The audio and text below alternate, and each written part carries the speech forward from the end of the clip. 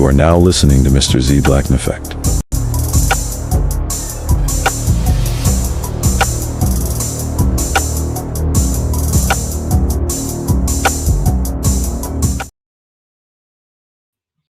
What's going on, y'all? What's going on? What's going on? What's going on?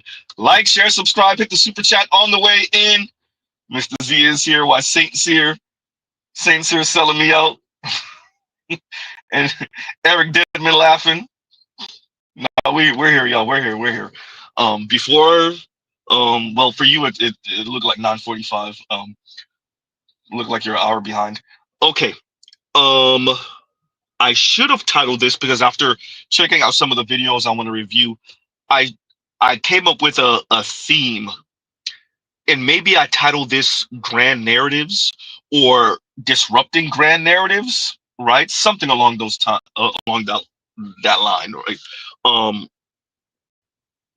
Something around there, right? Because there has been a grand narrative that postmodernists have pushed for a few decades, pushing against modernism. And it was the idea of like essentially weaponizing intersectionality, the idea of pushing a different narrative compared to essentially elite white men. And what social media and the internet has done, and the easy access to cameras and camera phones, is that when you let everyday people speak, not academics only, not the elites only, not the news pundits, right? Not the people that matriculated through academia. When you let everyday people speak, some that are college educated, some that are not, white, black, Latino, Asian, or otherwise, that's in America. Then you look at the West in general. Then you look at globally. When you let everyday people speak in their own words, it becomes real difficult to push a certain narrative that may not necessarily be all encompassing, but pushes a particular theme, an idea that one group, men, black men, are oppressive towards another group, women, black women. Not only that, that women really want to get rid of patriarchy. Oops. That women want someone who's caring and loving, and they don't really care about the money so much and the status and all that other good stuff. And in actuality, we'll see. We'll play it in a few minutes, but pushing certain narratives become real difficult. You know, for the past few months, even though this is an old idea, we've been hearing more and more, and there have been videos of women, black women, and even some black men who continue to push this idea that black men, white women relationships that result in children produce hateful mixed children, mixed black children that have identity crisis, mixed black children that might be more susceptible to cooning and selling the black community out, right? Hate their hair texture, hate the black side of them, etc., etc. Right? We hear these ideas pushed often, once again, a grand narrative that black women with white men or non-black men, because the culture is transmitted by the women, the mixed children are less likely to be quote unquote tragic mulattoes, right? Mixed children that have an identity crisis, that hate the way they look, that hate what they see in the mirror, that hate their black side, right? These are people that are not in conflict. They're sure of themselves. They understand they're mixed, but they're more likely to call themselves black, etc., etc. So once again, it's this idea, whether anyone's saying it or not, is that black men just can't get right. They can't do anything right. They have to be guided with a steady hand called black women. That steady hand has to be black women. Black men wouldn't even know how to tie their own shoes. They wouldn't even know how to breathe, better yet, if it wasn't for black women. They're too dumb, too slow, right? So on one side, you have the anti-black society, mainly led by white supremacist men, but obviously white women and other people of color who are not black. And then on the other side, you have black women. And both of these groups are essentially telling black men, you wouldn't even know, you're too dumb to even know how to breathe if it wasn't for, well, black women or white men. And these grand narratives are challenged every day by allowing for people to speak in their own words. And it makes it real difficult to push the narrative, as Mr. Z was saying before, the idea in the narrative that black men are colorist, featurist, texturist, hate themselves, hate their black mother, hate black women, hate what they see in the mirror. And so when these hateful, inferiority complex, loser black men, whether he earns good money, whether he's educated or not, means nothing. When these hateful, loser, inferiority complex black men get with and are in relationship with non-black women, white women in specific, they raise or they allow for that white woman or non-black woman to raise children who are not going to really accept their black side. They're going to have a crisis of consciousness. Unlike, well, black women with non-black men, as Mr. Z said before. And well, I am the daughter of a black woman who hated being black, and these are some of the ways that impacted me as a teenager in the way that I look, in the way that I spoke, in the friends that I had, in the way that I moved. My mom was always adamant on making sure that I wasn't having anything that she considered a black feature to be showing. So she would constantly tell me that I need to have my hair straightened. I can't have my hair curly because it looked nappy. I couldn't have any kind of braids or anything because that was too ethnic. She would tell me things like I was super hairy because I was biracial, and she was sorry for that. It's just a part of the culture. I would always straighten my hair. I never allowed my hair to go curly because my mother considered that too black looking, that it was nappy, that it was uncontrollable, that curly hair wasn't professional. Because she would tell me that I was built like a black girl and that's why I was so strong and so muscular, I would starve my body and I would avoid lifting weights so that I wouldn't gain any muscle anywhere. She would say things like, that's why black men like you. That's why you can only wind up with a black man, because look at you. Make sure my hair was straight, I would hide my body, make sure that I was slim, make sure that I was looking like, heroin chic basically. She just hated it.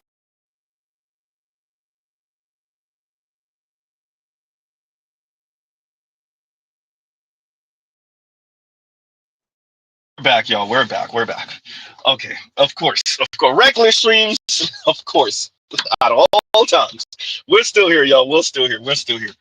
But yeah, so you can see what the young lady was saying, and you can see how her mother, black mother, told her she got a black girl shape, which caused her to have a complex, which caused her to starve herself. Her words, right? Her black mother wanted her to have super straight hair. Her words. This is not the first time we've heard stuff like that, right? For those of us that remember, and Chrissy might remember, because Chrissy, I want to say, made mention of it. It's a black woman who's married to a white man, and one time she looked in the mirror and she was like, "I'm not that dark." Right? She was her husband said something, and he wasn't really making fun of her skin tone, but she was like, "I'm not that dark, right, honey?" Speaking to her white husband. Let's be very clear. In the black community, we have the dear mama thing where you don't speak, and it's in all communities, but really in the black community, we emphasize this. Your mom is not just your mother. She is God incarnate. You don't ever criticize her. It doesn't matter what she did or did not do. It doesn't matter if your father was involved. It matters not. Your mother is infallible in the black community. Whether you have a non-black father or not, whether your father was part of your life or not, your mother is infallible. What this young lady is saying here, what she was saying, what she's expressing, is telling you that the grand narrative that black mothers raise better and more well-adjusted mixed black children than black fathers do Well, maybe not in her case and not about race. Look at Mr. Z Robin, right? Not in her case and not about race. Huh? This is not what we often hear because this goes against the narrative that black children, well, better yet, that black men aren't these big raving lunatics. And y'all gives you a second.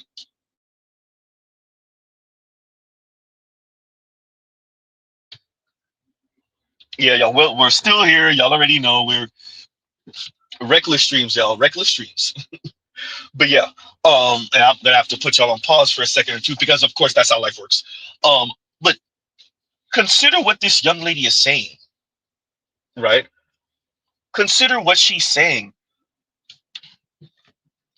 Her mother, and mind you, if y'all can see, she's pretty much white passing, just about on that line, right?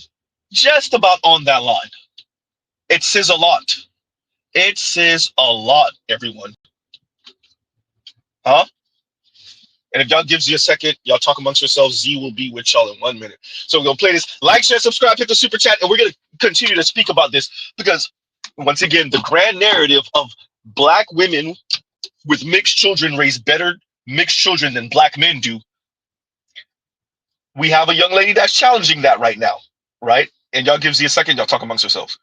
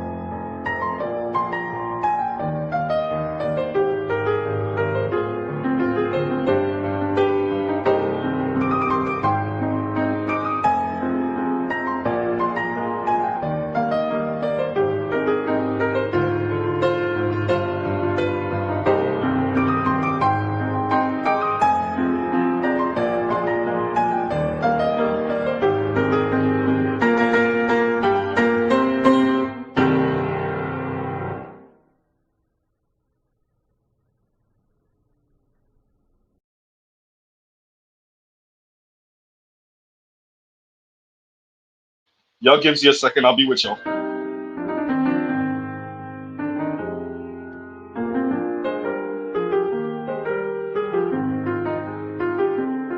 As a matter of fact, let's play this again. I'm the daughter of a black woman who hated being black, and these are some of the ways that that impacted me as a teenager in the way that I look, in the way that I spoke, in the friends that I had, and in the way that I moved. My mom was always adamant on making sure that I wasn't having anything that she considered a black feature to be showing.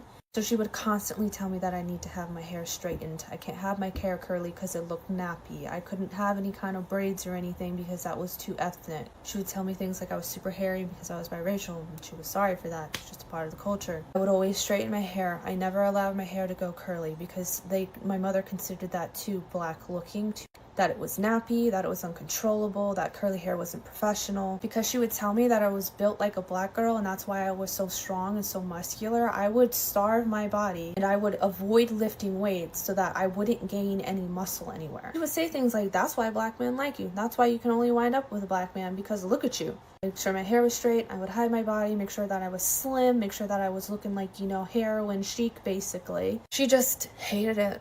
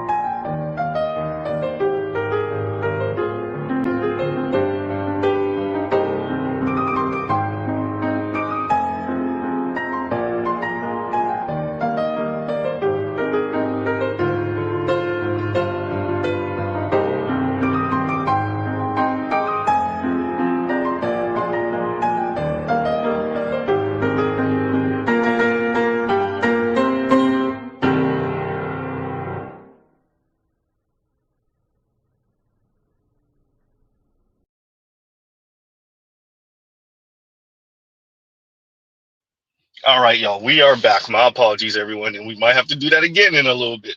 Of course we do, because life. All right, y'all. Regular streams, like, share, subscribe, hit the super chat. Y'all already know. So now that we're back, I want to stress that the young lady is damn near white passing, looser curls, and yet mommy dearest, black mommy, black mother, right, is the one telling her that she has the thicker body, right? That's from the black side, apparently, obviously. And notice what she said. That's why you're attracting black men. Did I hear that wrong? We'll play it one more again. I'm the daughter of a black woman who hated being black, and these are some of the ways that that impacted me as a teen. We'll pause right there, pause right there, pause right there. Z, you let one thing go. This is the mixed daughter of a black woman who's telling you her mother hated being black. So you got the white passing daughter, pretty much white passing daughter, And yet your self-hating ass, that of the effect of your self-hate affects your daughter to the point where she's even calling it out. Remember, everyone keeps saying to us that black women raise better mixed children than black men do. Now we all know, and if you don't know, then shame on you. This is the another one of those. When we date out, it's different than when you date out. When you date out, it's because of inferiority complex and you hate black women and you hate your black mother and you hate black people. But when we date out, it's because black men hate black women. Right? Remember, this is the dominant narrative of the black community. The dominant narrative of the black community is black men date out because black men are losers. They don't know how to appreciate black women. They hate black women. They hate themselves. They hate their black mother. They don't appreciate black women. Black men are colorist. Black men are featurist. Black men are texturist. Black men are fatphobic. Black men are all different type of phobics concerning black women. That is why black men date and maybe marry out. When black women marry out, black women are marrying out because they have no choice. Because if she wants someone who values her and values her skin tone and her hair texture and her intelligence and her education and is not intimidated by her, right?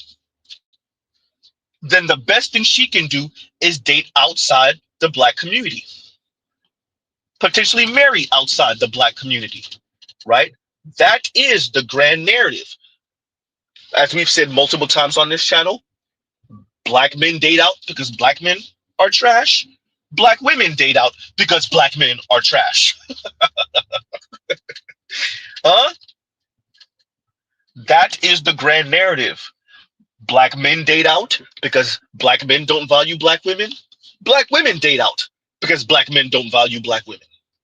That is the grand narrative of the black community. And both black women and even some black men buy into that. When black men date out, they don't care because they're not looking for love. They're looking for status. They're looking for anything lighter, brighter, whiter.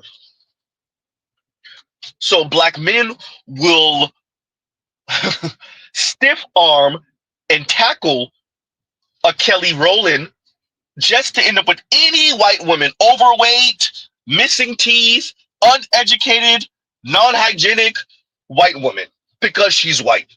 That is the narrative in the black community. You can put the most attractive, well-accomplished, educated black woman in front of any random black man, and he will not value her because she's not white.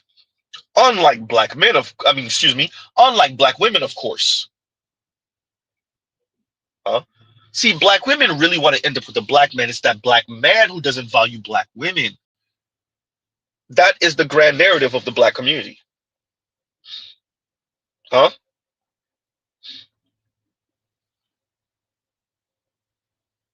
That is the grand narrative.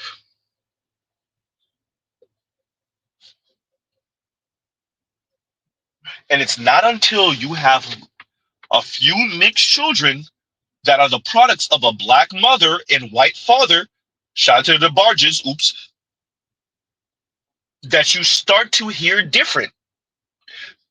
Because mainstream black intelligentsia, some weirdos, and then to be fair, we have had the children, the products of black women, white men, who have said different than this young lady, but we never hear this young lady's narrative. This is what Mr. Z is stressing. We never hear this young lady's narrative. And it's not that it doesn't exist. She's not the only one.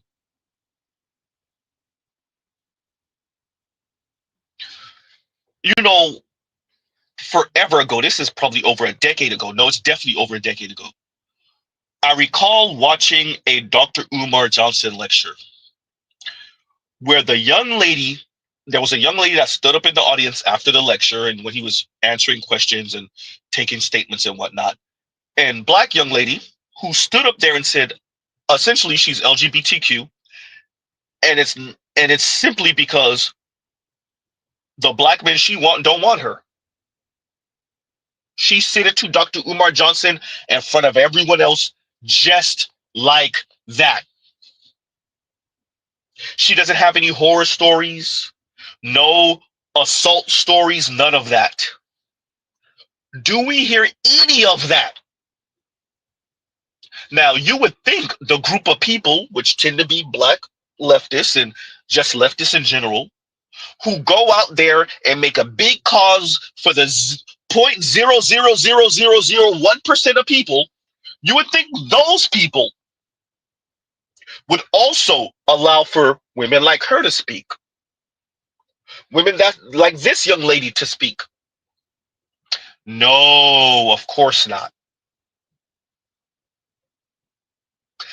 There was another one and she wasn't talking to Dr. Umar Johnson. There's another clip Mr. Z saw forever ago. This is before Mr. Z ever thought of making a channel. Some of these videos are lost somewhere on the internet, on social media, somewhere, where a young lady said, it wasn't a young lady, she looked like she was more middle aged, black woman, who said, I used to fight my baby daddy. But that's not the story they want to hear. Who are the theys? That's the first question. She said, when she would speak about this, but she went to one of those classes for women who have been assault victims, we'll say, because I think YouTube will let me slide with saying assault instead of the other word. And when she would speak, that's not the narrative that anyone really wants to hear. What people want to hear is he came home and his food wasn't on the table and he just started handing out feet and fist. It was feet and fist flying all the place, right? That's the story, that's the narrative that folks want to hear. So when you speak honestly and say, we had a back and forth tumultuous behavior. Sometimes he would initiate, sometimes I would initiate. Most of the times it was me as a woman. And because he was bigger and stronger, I would obviously lose more often than not. That is not a narrative, a grand narrative, once again, that anyone wants to hear. It disrupts, once again, the grand narrative. That's not a story anyone wants to hear. What people want to hear is he came home, the food wasn't on the table, or the counter wasn't cleaned in the kitchen, or he had a bad day at work and he took it off on me because he can't take it off on his white bosses. Huh?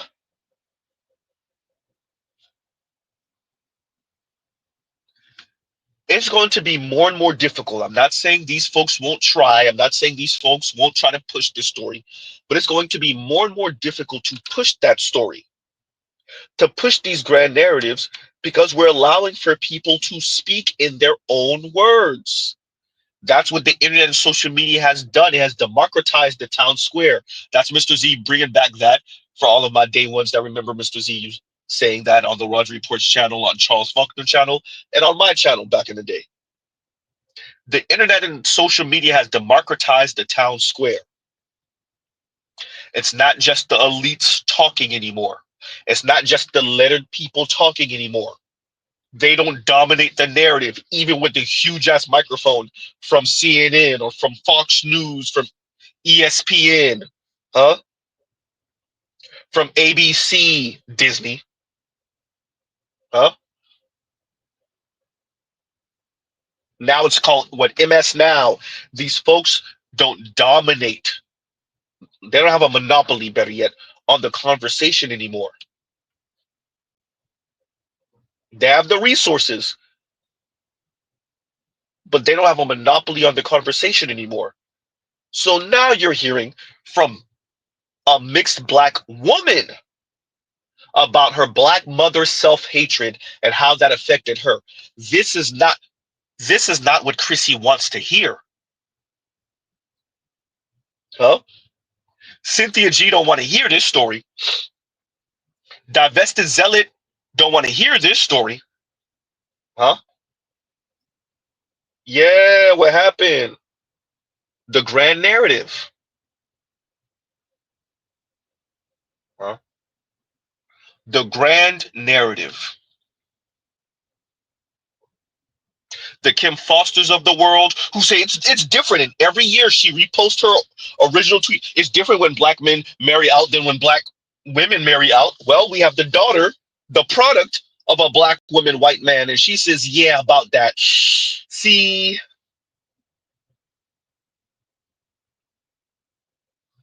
huh? Y'all keep this in mind. What's another grand narrative, Z, that gets demolished the second we let folks start showing you that when they have resources, how they're going to move? Like, share, subscribe, hit the super chat. Feminism in China is on a different level. A lot of wealthy Chinese ladies are staying single, or at least they don't want a traditional relationships. So they will hire what is called a Ken, basically a young, pretty male nanny. Guys like this, they know how to make you happy, helps you with chores, goes shopping with you, and provides you a lot of time emotional support. And believe it or not, this is a real service industry. These guys are totally professional, they are fit, tall, over 6 feet, emotionally stable, gentle, and detail-oriented. They can cook, clean, tidy up, drive, even pick up your kids from school. They will never argue with you and will be available anytime to meet your needs. And this is a real thing, I'm not joking, because there's a rich lady from my yoga studio who actually does this. She's in her 40s, single, successful, rich, got her own business, very well established, and she got multiple Kens. She rotates them every few months, depends on her moods. You know what? Yes, queen.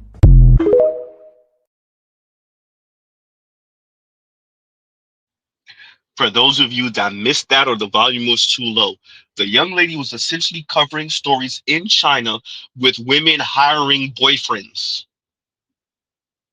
If I'm not mistaken, she didn't say Japan, she said China. Let's play that intro again. Let's make sure. Feminism in China is on a different level. Okay, yes, it is China. Feminism in China is on a different level.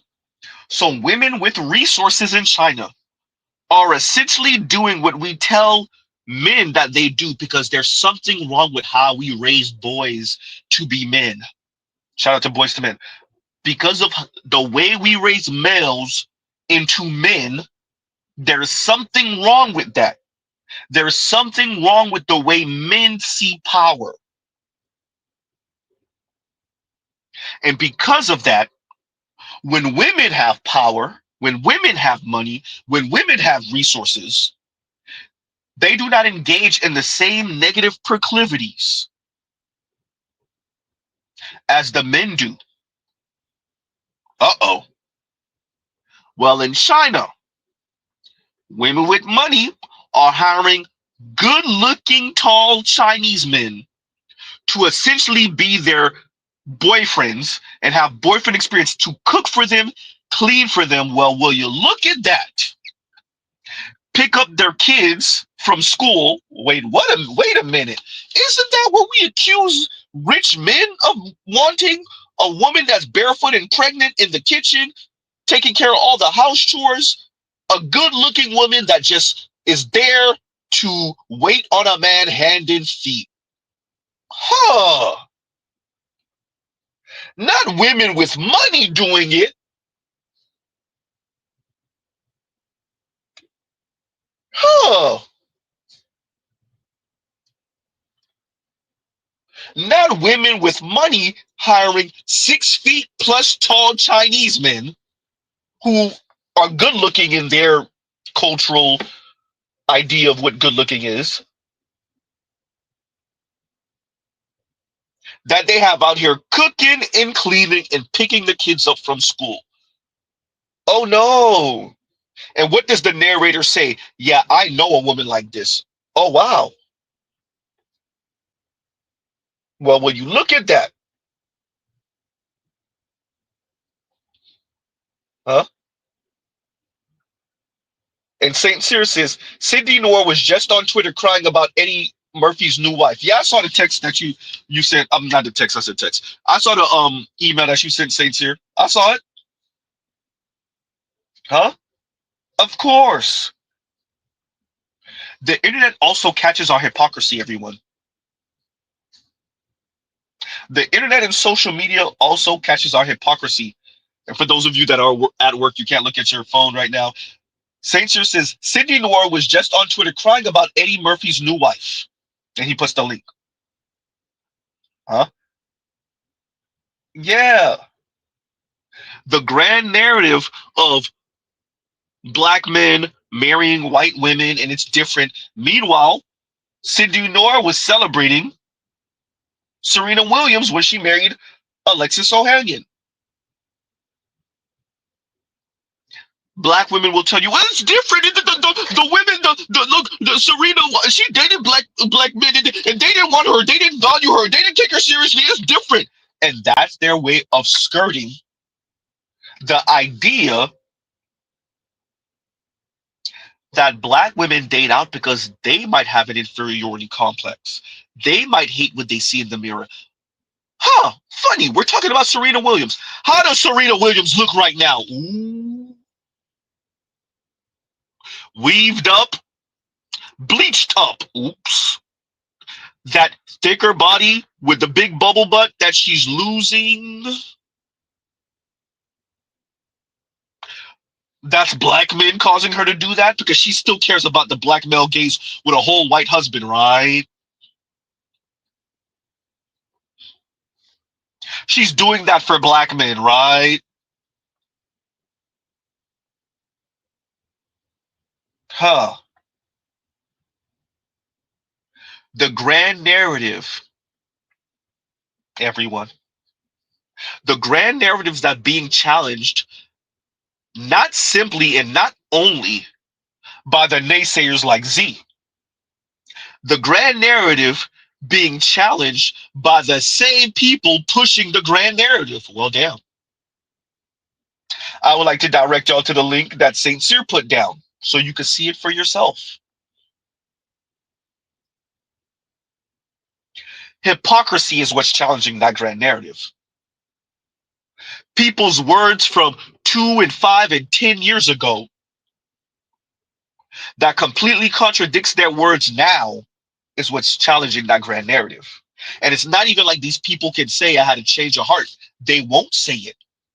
They'll just try to moonwalk away from what they are now and what they're saying now. Better yet, they'll try to moonwalk away from what they were saying 5 years ago, 2 years ago, 10 years ago, and pretend like they never said it.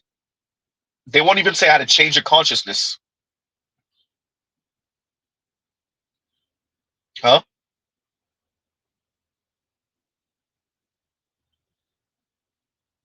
Yeah.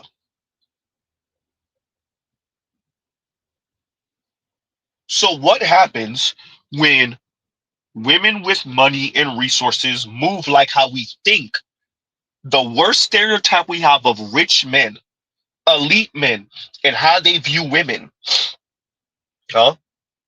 What happens when rich women, elite women, well, conduct themselves the same way? Feminism in China is on a different level. A lot of wealthy Chinese ladies are staying single, or at least they don't want traditional relationships. So they will hire what is called a can, basically a young, pretty male nanny. Guys like this, they know how to make you happy, helps you with chores, goes shopping with you, and provides you a lot of time emotional support. And believe it or not, this is a real service industry. These guys are totally professional, they are fit, tall, over 6 feet, emotionally stable, gentle, and detail-oriented. They can cook, clean, tidy up, drive, even pick up your kids from school. They will never argue with you and will be available anytime to meet your needs. And this is a real thing, I'm not joking, because there's a rich lady from my yoga studio who actually does this. She's in her 40s, single, successful, rich, got her own business. Wait a minute, did she say cook, clean, and never challenge you? Wait a minute. Play it again, Z. Feminism in China is on a different level. A lot of wealthy Chinese ladies are staying single, or at least they don't want traditional relationships. So they will hire what is called a can, basically a young, pretty male nanny. Guys like this, they know how to make you happy, help. Wait a minute, Z. How many times you gonna do this, Z? Not called a kin. A kin like a Barbie doll, like the male Barbie kin? Wait a minute. The men just want dumb women who are barefoot and pregnant cleaning and picking up after the men. Meanwhile, in China, because they're less shameful about it, The women are literally calling the male help Ken, a doll. Yeah. What was that Dr. Green Gorilla said about both men and women both exhibit virtue and vice? Continuing. Feminism in China is on a different level. A lot of wealthy Chinese ladies are staying single, or at least they don't want the traditional relationships. So they will hire what is called a Ken, basically a young, pretty male nanny. Guys like this, they know how to make you happy, helps you with chores, goes. Z, if you don't stop stopping, I know.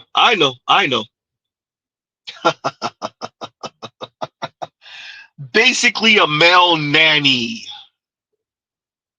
How many times you gonna pause this, Z? You know we got like another 2 or 3 left in us, right? Continuing. Feminism in China is on a different level. A lot of wealthy Chinese ladies are staying single, or at least they don't want the traditional relationships. So they will hire what. A lot of wealthy Chinese ladies do not want a traditional relationship. Yeah, about that. Oh, and don't worry, y'all. We still gonna cover that Korean clip. Or wait, was it Korea or was it China? That y'all sent me about a week ago. We still gonna get to that. And whoever sent me that about Disney or not Disney, sorry, y'all. That's Mr. Z's brain. About how in China they're starting to take away these was it the drama TV shows that keep on selling these women on the rich, white and shining armor who's gonna come and save you, right? The CEO that's gonna save you. Yeah, we gonna get to all of that, y'all. Huh? Yeah. The grand narrative is that women's fantasies about men are far less toxic than men's fantasies about women.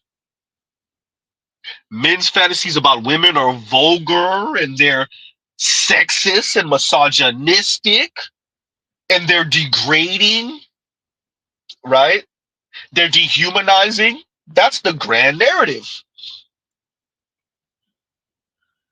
Meanwhile, well, Feminism in China is on a different level. A lot of wealthy Chinese ladies are staying single, or at least they don't want the traditional relationships. So they will hire what is called a Ken, basically a young, pretty male nanny. Guys like this, they know how to make a young, pretty male nanny. A young, pretty male nanny. Whether it's Leonardo DiCaprio, whether it's what's his name, damn, it just slipped my mind from years. He was the guy years ago that kept on dating young women, young white women. It's always this idea that it's a man thing. It's a man thing. Men with money, just men in general, but the men with money can actually execute, right? And what they do is that when they have status and money, they continue to date younger and they only want these young, dumb women, right? It's something about the male psyche because it's not exclusive to black men. It's not exclusive to American men. It's not exclusive to Western men. It's the male psyche, right? Meanwhile, in China, well-to-do women hiring young males, huh, to do their bidding.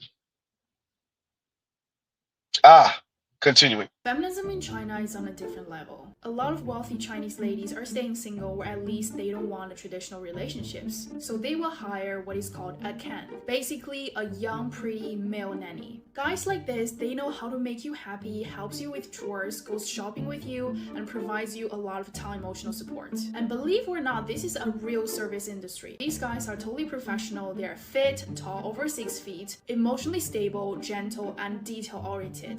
They can cook, clean, tidy up, drive, even pick up your kids from school. They will never argue with you and will be available anytime to meet your needs. And this is a real thing. They will never argue with you and will be available to meet your needs. I'm pretty sure there's definitely a giggity in there. I'm pretty sure there's definitely available to meet your needs. I bet he is. I bet he is. Uh,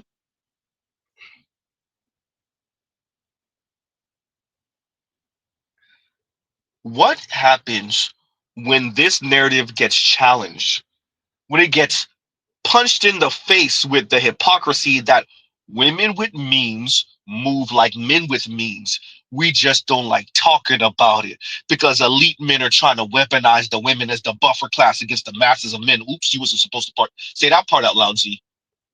Now that part you weren't supposed to say because the women aren't challenging anything.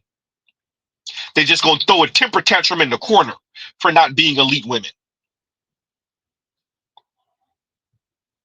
What happens when we show women with money and status, women who are trying to get to the bag, moving like Elizabeth Holmes? Oops. Moving like Sheryl Sandberg? Yikes. Huh? Uh-oh. Moving like Fannie Willis? Oh. Huh? Moving like Bernie Madoff's wife? Yikes. Moving like Sarah Palin? Oh. Nikki Haley? Golda Meir? Ah. Margaret Thatcher? Hillary Clinton? Who get people missing? Oop, goddamn, Z. Hey, you better stop, Z. Stop saying that. Huh? Yeah, about that. Women not moving like men. Yeah, I'm pretty sure Angela Merkel would have something different to say. And Dilma Rousseff. Ooh, about that. Huh? Yeah. Women with money and power don't do those type of things. Women with money and power don't flex that on other women and men and children. Right? Huh. Yeah. Dilma Rousseff just walked in the building. Golda Meir just walked in the building. Ayn Rand just walked in the building. Ooh, goddamn. Huh? Yeah, about that. See, the issue we have here is time. Time shows these people to be the hypocrites they are. Huh? Time. It allows for people to talk, spew their nonsense, and then as time continues, we get to see how full of crap they are. Because people are people. People are peopling. And you're watching rich elite women move just like the rich elite men that everyone says that women are morally superior to. A woman would never do that. That's not a woman's trait. Remember, these are the people that like to claim that they're not gender essentialists because it's the way we raise women. Ain't that right, Mr. Reese? It's the way we raise women. Ain't that right, Shayna? And by the way, y'all, I'm sorry, everyone. I am sorry. I am sorry. Shayna's half Haitian. I just found that out. God damn. My apologies, everyone. I think it's her dad's son who she barely was raised with, but still. God damn. I'm sorry, everyone. I am sorry. That explains some of the Asperger's or weird way she talks and emotes. And yeah. Sorry, everyone. God damn it. Damn it, Ben, we got to claim another one. Bruce on Wayne, we got to claim another one. It's not just Amanda Marianne. Huh?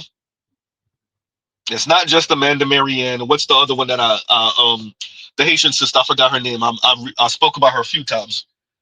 Jessie Wu. It's not just Amanda Marianne and Jessie Wu, y'all. We got to claim Shayna too. God damn it. Huh? Sorry, everyone. Sorry, AUS. Shane is half Haitian. Well, half.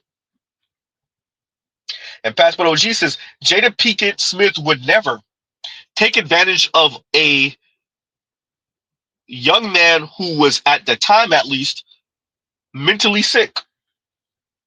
Huh? Mentally sick, but apparently something else was working real good, though. Something else was real strong. Maybe his mind was weak, but something else was da-da-da. Z, stop it. Stop, Z. Tired of you and these schoolyard jokes. Huh? Oh, man.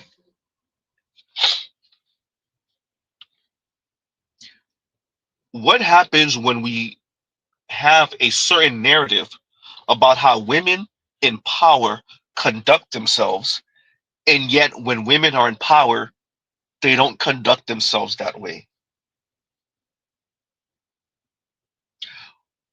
When you have women in power and they say things like, we came, we saw, he died. Shout out to Hillary Clinton. Oops. What happens then? Huh? What happens when you have women like Victoria Nuland over here, eeny, meeny, miny, mowing, who's going to be the next Ukrainian leader? This was before Zelensky. What happens then? Huh?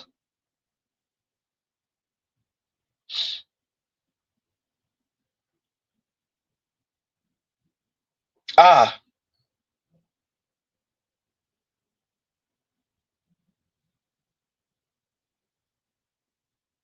and we're gonna deviate for a minute, y'all, because I gotta address this. And I saw. And Sainter says, Z, a lot of these divest and swirl accounts on Twitter are being revealed to be either in Africa, like Nigeria, South Africa, a few in Europe, or based in East Asia. Maybe Tariq Nasheed, I think Tariq Nasheed were right. Tariq Nasheedians, I think Tariq Nasheedians hysterical were right. From my understanding, when you, now that you have to verify where you're from, a lot of them were in India. That's what I was hearing. A lot of them were in South Asia and India, right? I can understand that. I can hear that. With that, we have to appreciate a lot of this is not fake. It's going to be more and more difficult to see what's real or what's fake. But a lot of this stuff is not fake. Some of it is. This is what I would stress to everyone. In the Black community, one of the reasons why we say decolonize your mind. This is the one thing Mr. Z agrees with the Afro pessimists on. White folks said Black people are going to be on the bottom of the racial hierarchy globally. And other people agreed with them. Okay, fine. If the world is going to be anti-Black, if America in the West in specific, white folks are going to be anti-Black, Black people globally, definitely in the West, definitely in America, have to appreciate or ask themselves, I should say, what anti-Blackness have you ingested? What anti-Black entertainment, quote unquote, education, indoctrination have you tacitly agreed to? Huh? Mr. Z tries his hardest. And I would, pat myself on the back by interrogating this damn near on a daily. And I'll make sure not to, especially when it comes to respectability politics. For those of you, my day ones, remember Mr. Z saying this all over the place. For Black people, I would argue, the biggest gateway drug into anti-Blackness is respectability politics. That does not mean Mr. Z is against Black people being respectable. That does mean that if you're not careful, your anger and rage at other Black people in their behavior will be your gateway drug into anti-blackness. And then it will be easy for some fake social media account to get you to say some of the most insane stuff about black people. You know, I've heard a couple of black people, everyone from Coach Greg Adams to Tommy Sotomayor to Chrissy, obviously Cynthia G, when they're angry enough, you'll essentially hear them say, F the black community. They will actually say it. Huh? And it's because, if we're going to be honest, blackness is weighing them down in their mind. Being black, the political project of whiteness and what that means for black people, they're angry and they're resentful. These folks are angry and resentful that they have to walk around this society with the same jersey color as you. Huh? And then it makes it so easy to disparage you as another black person. Well,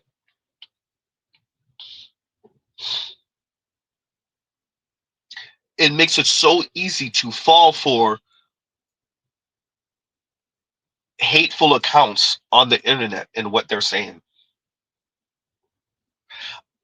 Mr. Z stresses women of color, particularly black women's anger at not being white women. You'll hear them say women appreciate they mean white women, whether they realize that or not. It was a clip, I can't remember who played it. I've seen it a bunch of times, where the young lady was like saying, when we date white men, they make us feel like women. And I was like, you didn't say that the right way, though. You meant white women. If we're going to go down to it, we're just male and female. Man and woman is a performance. And if you go back to the era of colonialism, shout out to Armio Seyfrimpong, who said it himself. Particularly in America, to be a woman was to be fancy. White woman. Because all we are just male and female. To be a woman is to be fancy, a white woman. When you appreciate, particularly for women of color in the West, in America, being in proximity to white men and white women, they hate that they're not politically and socially white women. Mindy Kaling just walked in the room. Oops. Nikki Haley just walked in the room. Yikes. Uh-oh. Huh? Chrissy just walked in the room. Uh-oh. Huh? The obsession with white men is not about white men. It's about whiteness. It's about proximity to whiteness. It's about being validated by the man, the white man.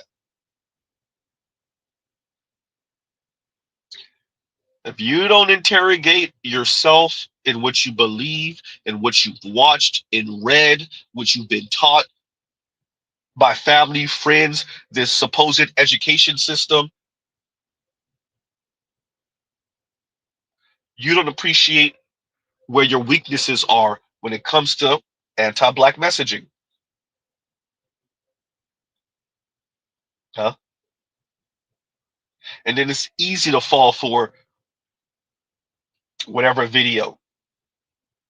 Y'all notice Mr. Z don't be dancing on these black women's graves when we find out some white dude deleted them or whatnot. I see the stories. I see y'all emailing me. If I cover it, you see how I cover it? Warning. cautionary tale. That's my framing, because that's what I mean.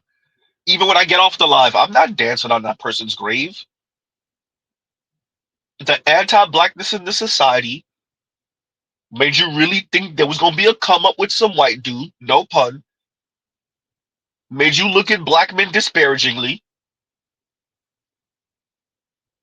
Huh? Yes, you got to be held accountable for what you believe in, what you choose to believe in. Y'all end up in these weird situations with these white dudes, and well,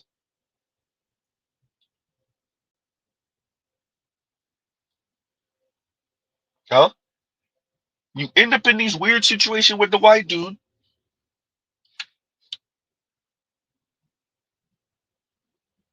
Ah, huh?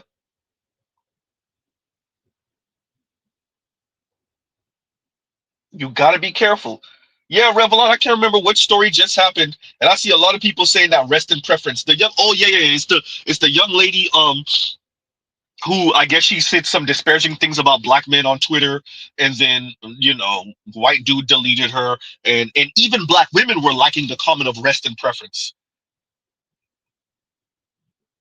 You know, when Twitter really started blowing up, it was the Wild Wild West. Instagram and the comments in Instagram and the comments on YouTube, right, under the video. And when you get to see what people really think, yes, we know some of these are troll accounts. Yes, we know now we're finding out more and more some of these comments on Twitter are from other places, and it's just people who are making money for stoking division, right? Understandable. But some of these comments are real.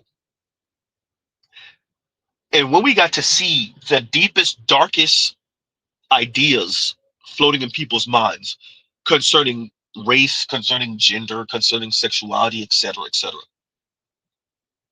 I think collectively it was jarring because you thought that other people thought that, but then they started saying it. Huh? They started saying it.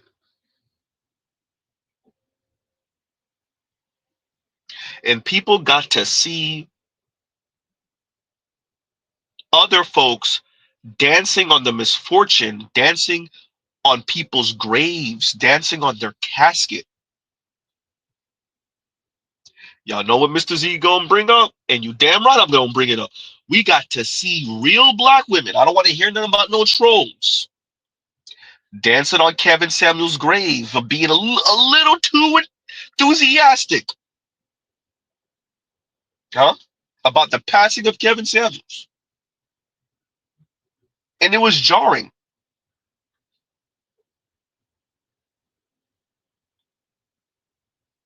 It was jarring seeing that passive aggressive jab from Vivica A. Fox, huh? As if her trajectory isn't a cautionary tale. Ma'am, you're saying now that you regret having children. Do you not appreciate how Kevin Samuels was saying that years ago? He knew that you regretted not having children. He just wasn't supposed to say it before you said it. Uh-oh. He wasn't supposed to tell you. Either you tell black women to get on black men's program and they're going to end up with you with far less money. He wasn't supposed to say that. He wasn't supposed to tell all you old ass Xers to sit your ass down somewhere. All you old ass extra women who's peeing in the dating pool by filling millennial and Gen Z women's heads up, Gen Z women being your daughters, heads up with a bunch of crap. He wasn't supposed to tell you to sit your old ass down. Now, was he, Vivica? Your time has come and gone. So you danced on his grave when he passed away. Huh? Because Kevin Samuels wasn't supposed to use you as a cautionary tale for other black women.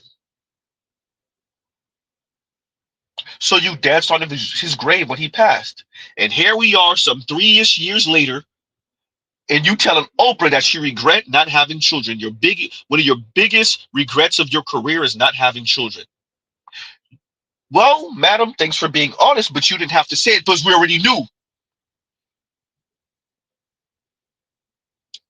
Well, damn. Huh? So you're confirming what Kevin Samuels said.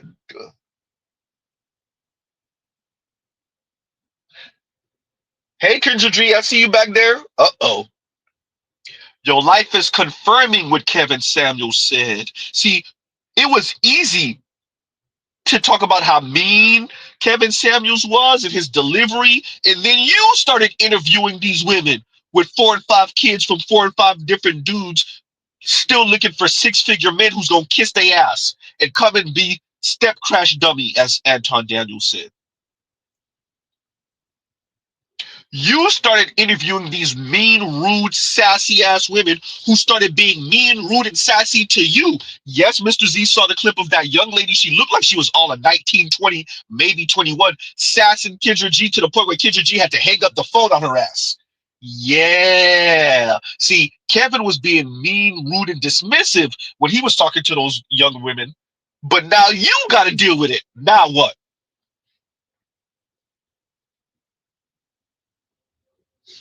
Z, without a tirade, you guys. Like, share, subscribe, hit the super chat. Huh?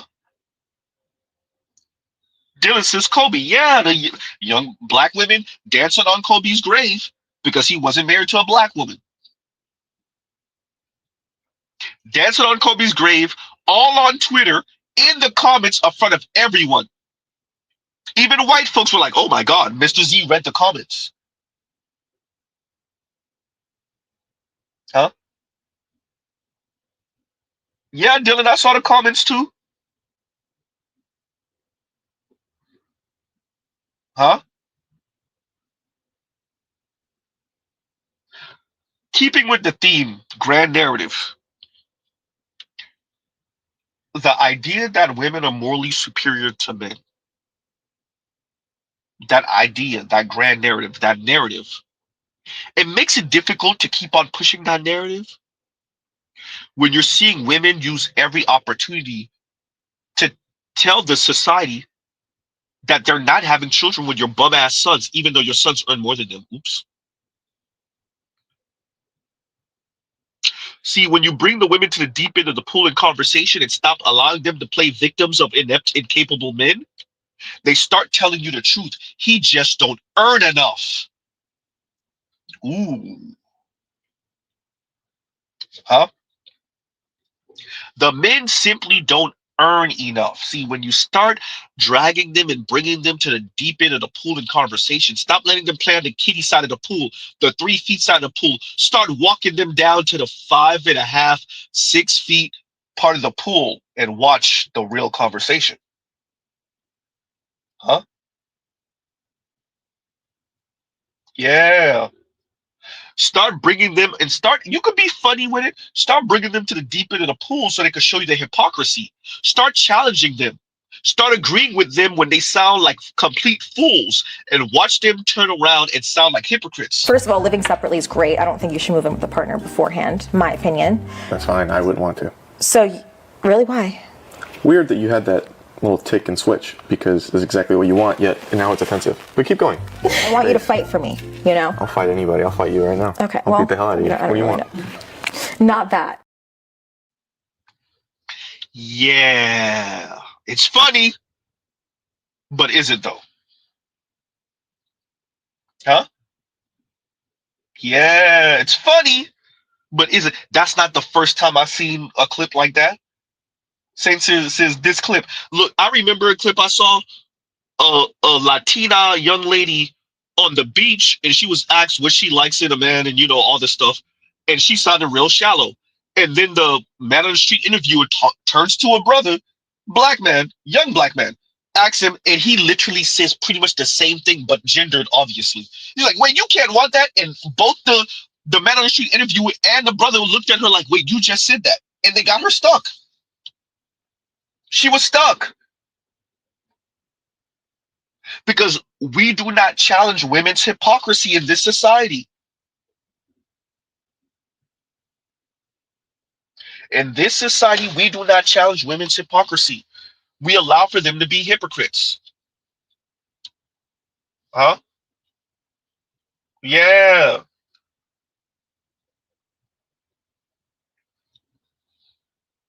We let the women sound absolutely insane. Huh? The beauty of social media and the internet is that we could see clips like this, and we could watch the technocrats and the men are bad, the way we raise men is wrong, men sexist, men misogynist. We could watch them duck and dodge clips like this, videos like this, and all it takes, I want everyone to understand, all it takes is one of us catching one of these people in the interview, y'all, and taking their head off in front of everyone. That's all it takes. That's all it's going to take is one of us catching what we did to FD, one of us catching Alvin like that. Alvin from Waving the Red Flag, everyone. Catching Conscious Lee like that. Huh? They could be great debaters all they want until you show them this, until you show them the hypocrisy, and then watch them crumble. Huh? That's all you gotta do. Shout out to Edward Anderson. Show them this. Well, look, for me, it has never really been about black man or man. It's been about men. Mm-hmm. You know, there's this myth out there that black men can't handle being spoken to, you know, and told what to do by black women. Black men come from our bodies. Yeah. So black men have black mothers. So they're used to having these conversations with women. The matriarchy is strong with the black community. It is community. very strong. Yeah. Conversations with women. The matriarchy is strong with the black It is community. very strong. Yeah. The matriarchy is strong with the black It is community. very strong. Yeah. Huh? See, when you play Whoopi Goldberg and Sonny Hostin, Whoopi Goldberg said black men are used to being told what to do by black women. Shout out to you, Kim Foster. It's different when black men date out than when black women date out. Yeah, because we're trying to run away from this. Boss hog women that like to pretend like they're victims of black men. Shout out to your nephews popping up to the family get-together with the Latina or the white girl, maybe an Asian. And then everybody gonna pretend like they don't know why. While his mother is sitting at the table, y'all gonna pretend like y'all don't know why. As if you don't know who your sister is. Oops. Huh? As if you don't know who your niece is, his older sister. Now your nephew done popped up to the get-together with a white girl, with a white young lady, and y'all gotta pretend. He going to prom with a white young lady, now everybody gotta pretend like they don't understand why. Okay, yeah, that's it. Like the black girls wasn't calling him nerd in high school and in middle school. Now we got to pretend like we don't understand why Jamal is dating a white girl. Okay. All right, everyone. Huh? Yeah. Sonny Hostin saying the matriarchy is strong in the black community. She didn't say, oh, the black community is a matriarchy. She said the matriarchy is strong in the black community. And Whoopi Goldberg said, yes, it is. Ooh. Ooh. Huh? Yeah, what happened?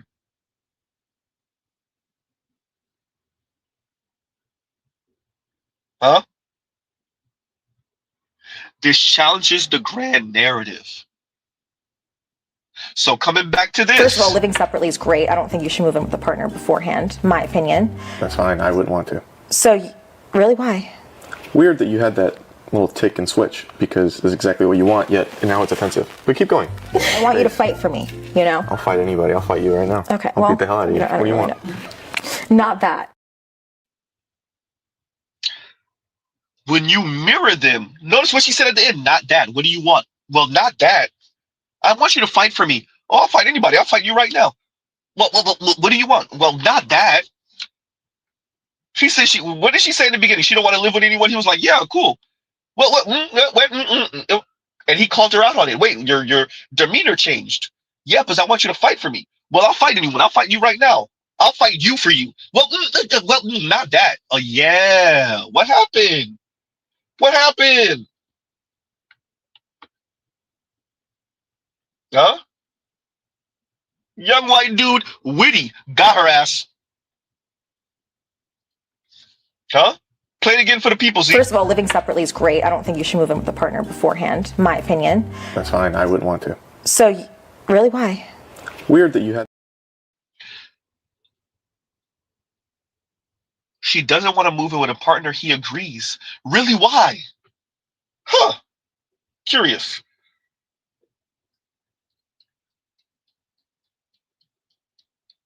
What happens when you present the women with what they claim they want? What happens when you present the women with what they claim they want? You know, I was watching Tiny C earlier, and black women, I've reviewed her once, young black woman, and they were speaking about club culture and boys, well, men in club culture, and how club culture is changing and how it's gotten so expensive. And they spoke about the men and one of the critiques, and we've seen this, you know, over the past couple months, of women kind of mocking the men for wanting to be on stage and whatnot, and how that's kind of sus, right? Little sassy. And you know what Mr. Z has to say to that? But that's what comes with equality, though. Wait, Z, you got to stop saying that. But no, for real. If women don't have to play a certain role, then why do men have to play a certain role? So if men are fanning out over their favorite artist, and the artist says he's going to let a few fans on stage, and he doesn't explicitly say women, then why won't the men beat y'all out to be on stage? What happened? Huh? What happened? See, it sounds good when you assume, because this is what the women assumed, that the women will benefit from all of the positives of patriarchy and then all of the positives of feminism. Once again, patriarchy by feminist specifications. So we'll hold men to the stoic standard. We'll hold men to a certain behavior without any of the benefits of that behavior, while we benefit from all of the old stuff, patriarchy, all of the new stuff, feminism. And what women found is, well, if you don't got to play a role, if you don't have to conduct yourself a certain way, if you don't have to comport yourself a certain way, then that also means the men can be super fans, fangirling out, and be on stage. That also means if you say that this is what you want, ladies, you won't get every bit of that. One thing really made me really upset. I saw a girl and the dude playing around, like flirting and stuff like that. And it's like, damn, do I look that bad for me not to have nobody flirting with me? Damn. It's like, half of it, I hate my life. All the dudes flirt with the other girls. Dudes really don't flirt with me, or am I? It doesn't happen. It doesn't happen. I know, it's probably because the way I'm shaped. You guys were so mean to that woman who was upset that no one in the Amazon warehouse was hitting on her. And I don't understand why, because I think it's very easy to understand what she's saying. She has not felt desired for most of her life. People do not find her attractive. No one has been explicitly saying that they find her attractive. And so when she sees other women being hit on, she is jealous. And it's not even that she wants the negative attention. It's that she wants any attention. And I don't get why you guys are so adverse to listening to women who have not been perceived as pretty tell you how it affects them. Whenever a woman comes on here and it's like, I'm ugly, I'm not attractive, people are mean to me because of that, your first fucking reaction is to go, you're not ugly. And actually actually, you're in the wrong for considering yourself to be ugly. Why do you want male attention? You should just boss bitch it away. She wants to feel like a human being, and that's what women are told makes them human.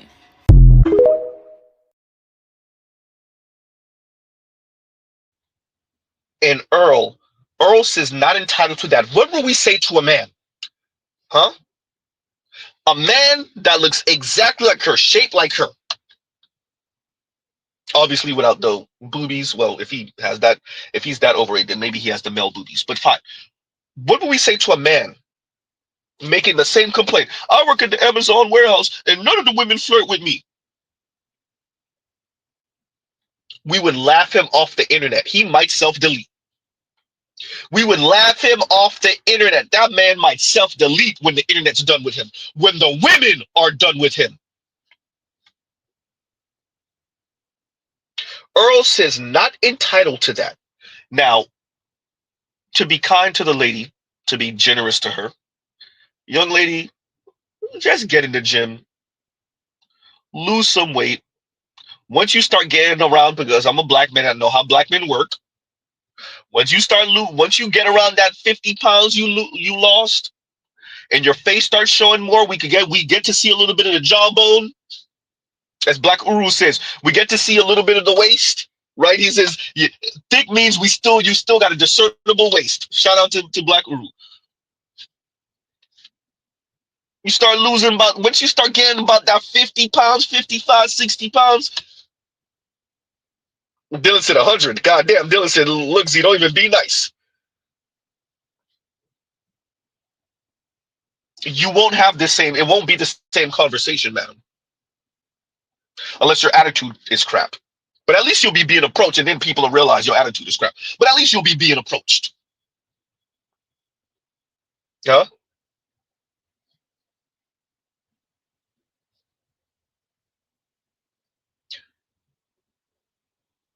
The important part of stressing what Earl said, you're not entitled to that. And what the young lady said, the second clip I played, stop telling these women to boss be it away. I've played multiple clips on my channel of women saying, stop telling me to lean on my network or my community of other women. Platonic love is not the same as romantic love. I'm tired of going to these empowerment brunches with other women. I've played clip after clip of women telling you they can't do it anymore. This loneliness thing is kicking them in the rear end too. Huh? Personally, I am done with all women-centered events in 2025. The women empowerment brunches, lunches, the ladies' nights, I'm just gonna take a pause. Like, I need heard enough. I have my sisterhood. Of course, I'm open to making new friends, but there's other ways to do that and to spend my money. Like, where's the... Huh? See, where are the feminists? Where's Kim Foster? Where are they? For the Amazon worker who's not being flirted with. Where are they? Huh? Where's Sovereign Woman? And what's the channel she's on with those two white women? Where are y'all? For the women who say, I want male attention. I want men's attention. What y'all got for them? A bunch of feminist crap? Girl, decenter men. This is the end result of decentering men decentering women. Tying that back to the club scene. If the women are going to decenter men, and we tell men that women aren't just there for your pleasure, women aren't dressing up for you, women aren't going to the club for you, women aren't going to the bar for you. If the men agree and believe you, then guess what? Then they're not going to the club for you either, ladies. They're not going to the bar for you either, ladies. when they go to these events and when their favorite artist allows for people to be on stage, then guess what? The men are tend to be faster and stronger, and guess who's gonna be on stage? Uh-oh.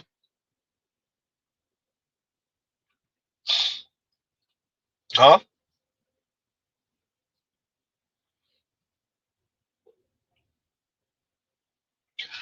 What's the answer to the heterosexual women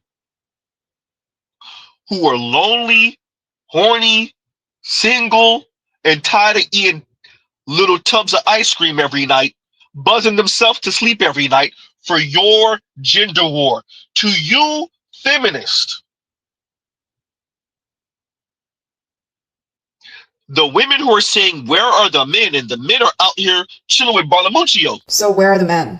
Where do y'all hang out? If you don't go to coffee? I have been watching this call in advance for maybe the last 30 minutes. I've even given them names, life stories. That's Barlamuccio. He's always been a loner. And if you sit and watch Barlamuccio for about 30 minutes, you'll notice, see, he just quick to pass off. He is his own ant. And notice how he's a lot bigger than a lot of the other ones as well. Oh, Barlamuccio, I will miss you, because I won't realize which one you are after this interaction. And thus ended the tale of Barlamuccio. Good old Barlamuccio. Huh? What do you got to say to that Asian young lady in the beginning? Where are the men? The grand narrative is that the women aren't lonely. The loneliness epidemic is a man thing, right? The women, they pour into their friends and their family when they're single, and they don't really feel that loneliness. They're good, right? That's the grand narrative. Isn't that what Professor Galloway is saying to us? Isn't that what Dr. Richard Reeves is saying to us? Isn't that what all the feminists are saying to us? White, black, Latina, Asian, and otherwise? Isn't that all what the women feminists are saying to us? All the articles that are saying the women are fine, they're great being single. They love it. They love that men are decentering them too. They love it. Huh? It's the men. Meanwhile, you know what I'm getting real sick and tired of? Being single. And I get it. It's going to be some people in the comments talking about, you don't need a man to validate you. You should be by yourself. You should use this time to work on you. Child, fuck you. Fuck you. I'm sick and I'm tired and I'm sick of being single. I'm trying to come home to somebody every night. I'm trying to get my booty rubbed on. I'm trying to put on a cute dress and some heels and go out to dinner. I'm trying to get a bill or two paid. Like, I don't need a companion, somebody to talk to. I don't give a fuck about no validation. the young lady said that narrative that women like her, the grand narrative that women like her are seeking male validation. The male gaze. She's saying, look, y'all, what a man could do for me, giggity, y'all can't do for me, and I don't want y'all to do it for me. Huh?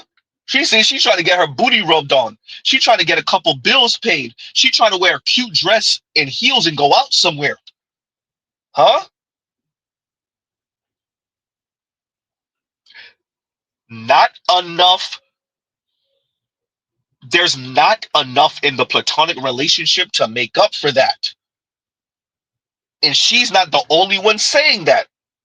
The grand narrative that these women are perfectly okay with their singleness and not being in romantic relationship with men is a bunch of crap. Whatever reason, I'm just not allowed to experience love from another person. And yes, although, you know, I don't have that, there are other areas of my life that are flourishing, you know, like my YouTube channel and friendships, and it's giving me opportunity to pour into those friendships and pour into myself, which I think are equally as important. But I think people tend to forget that platonic love doesn't replace romantic love. And so as much as I am fulfilled by, you know, my friendships and, you know, relationships with my family, family and things like that, it still doesn't replace that desire that I have deep down for something more. And it's hard. It's a hard thing to suppress. It's a hard thing to put on the back burner, and not knowing how long I'm gonna be in this season scares me a little bit. And it also scares me to know that it may not ever happen. That it may not ever happen. And so it's just like, I don't know. I don't even know if I'm making much sense in this video. Bree, who I think at the time was 23, 24 when she recorded that. 24 years old, I think she said she was. That young lady said you can't make up for romantic relationship with platonic relationship. And women like her are encouraged to suppress her emotions. The grand narrative is that women like Bree are perfectly okay with being single. And if they're not, then they're seeking male validation. They should be perfectly okay spending months, years on end, single. No man. Potentially being the little cut buddy for one of her co-workers. And what's wrong with that? The narrative is that these women are perfectly okay with being single. That's the grand narrative. Oh, another night going home alone. This single life is ass. And don't get under my post talk about some. Just focus on yourself. Love yourself. Date yourself. I don't want to hear that shit. I really don't. I'm tired of it. Stop trying to tell me to mask my desires for being with someone else, that I should just be with myself. I've been with myself. I'm always going to be with myself. Like, it's me and her to the end of time. Like, stop it. Like, after a long day of work, I just be wanting to lay down. Stop telling me to mask my desires. Oof. I've played these clips multiple times throughout the months, but I emphasize this, and these clips fit with the theme of today's stream. Talking about that. Like, share, subscribe, hit the super chat. Shout out to the replay gang. Thank you button and hype button, please, for the replay gang. This goes to the narrative of today's stream. The grand narrative is that women, black women in particular, are perfectly okay. They good. It's better than being with your dusty sons. Huh? It's better than being with your dusty sons. Right? Meanwhile, the young lady that works at Amazon said she's watching these other women be flirted with, excuse me, and she's wondering what's wrong with her because she wants to be flirted with. She wants to be desired. The women say they go out to clubs not for men. They tired of being catcalled. They're tired of the quote unquote street harassment. We had the whole street harassment campaign about a decade ago. Right? That's what the ladies say. Meanwhile, then there's other women on the other side that say, well, no man is trying to talk to me. I'm not being flirted with at all. Huh? And there's a cost to that for them. Oh boy. One thing really made me really upset. I saw a girl and the dude playing around, like flirting and stuff like that. And it's like, damn, do I look that bad for me not to have nobody flirting with me? Damn. It's like, half of it, I hate my life. All the dudes flirt with the other girls. Dudes really don't flirt with me, or am I? It doesn't happen. It doesn't happen. I know, it's probably because the way I'm shaped. You guys were so mean to that woman who was upset that no one in the Amazon warehouse was hitting on her. And I don't understand why, because I think it's very easy to understand what she's saying. She has not felt desired for most of her life. People do not find her attractive. No one has been explicitly saying that they find her attractive. And so when she sees other women being hit on, she is jealous. And it's not even that she wants the negative attention. It's that she wants any attention. And I don't get why you guys are so adverse to listening to women who have not been perceived as pretty tell you how it affects them. Whenever a woman... I want to pause right there and say why. These people have been smelling their own farts for so long. They drink their own Kool-Aid. They drink their own Kool-Aid. They kept telling themselves that the women would be okay without male attention. As a matter of fact, they would be better than okay. As a matter of fact, that's what they want. And what you have are heterosexual women who have reached a market cap of pretending like they don't care for men and they don't care what men think and they don't desire men. Huh? You've reached the market cap of that. Okay, I have one more thought that I have to get up as the sun is rising. Okay. Sometimes we lie to ourselves. Lie to I've been doing that ourselves. for quite some time now, and I am 32 this year, and it's almost the end of the year, so I'll be 33, and I'm just not about to go into 33 lying. So I'm gonna be one of the first hard up type of women to admit that I want a man. I may actually need a man. That feels so disempowering sometimes to say in 2025, and people make you feel like, oh, you're weak. It's like, fuck it. I want a man. I don't necessarily... Yes.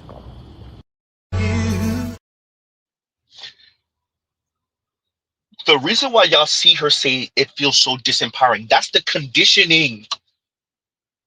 That's the feminist conditioning. That's the Kim Foster conditioning. That's the sovereign woman, sovereign queen conditioning. Huh? That's bell hooks in them and Gloria Steinem in them. Huh? That's Oprah in them. Huh?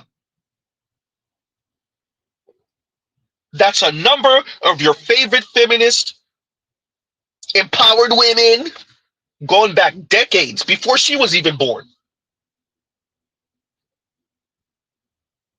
That's a bunch of social media content creators. That's a bunch of the get the bag women. If he not doing and buying you at the highest level, it's better you be single. That's the Chrissy talk. That's this type of talk. This is what I tell average looking and below average looking women. If you can't date up, be alone. Life is easier that way. And I know that's controversial. I don't care. I don't care.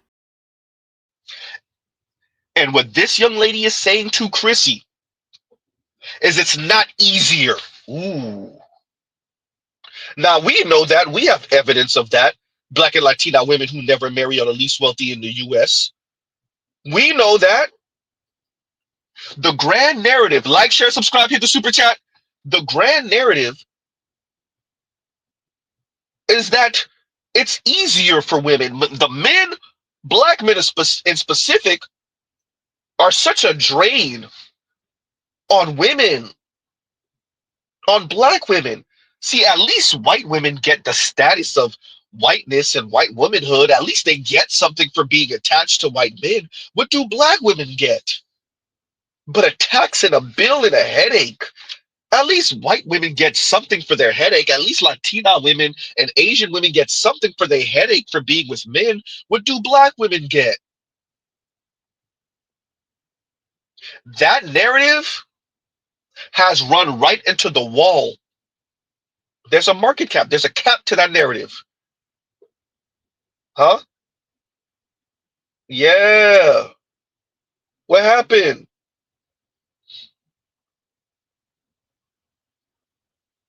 The grand narrative that the women are doing okay. Once again, the question then becomes, what happens when that narrative is challenged by women themselves?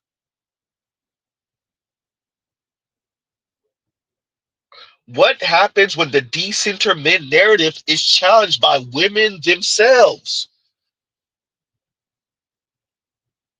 When they know what y'all gonna say, And they're telling you to stop telling them to suppress their desires, to mask their desires. They're telling you platonic love and relationship can make up for romantic love and relationship. When they're telling you they're tired of going to these female empowerment brunches, these women empowerment brunches. My question to Sovereign Woman and Sovereign Queen and Manifestel and Shira Seven and Chrissy and Kim Foster and all of y'all, the white women, the black women, the channel The Take, which is a feminist channel, what do y'all say to these women?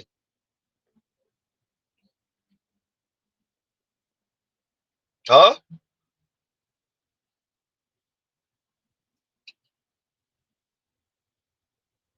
What do y'all say to them?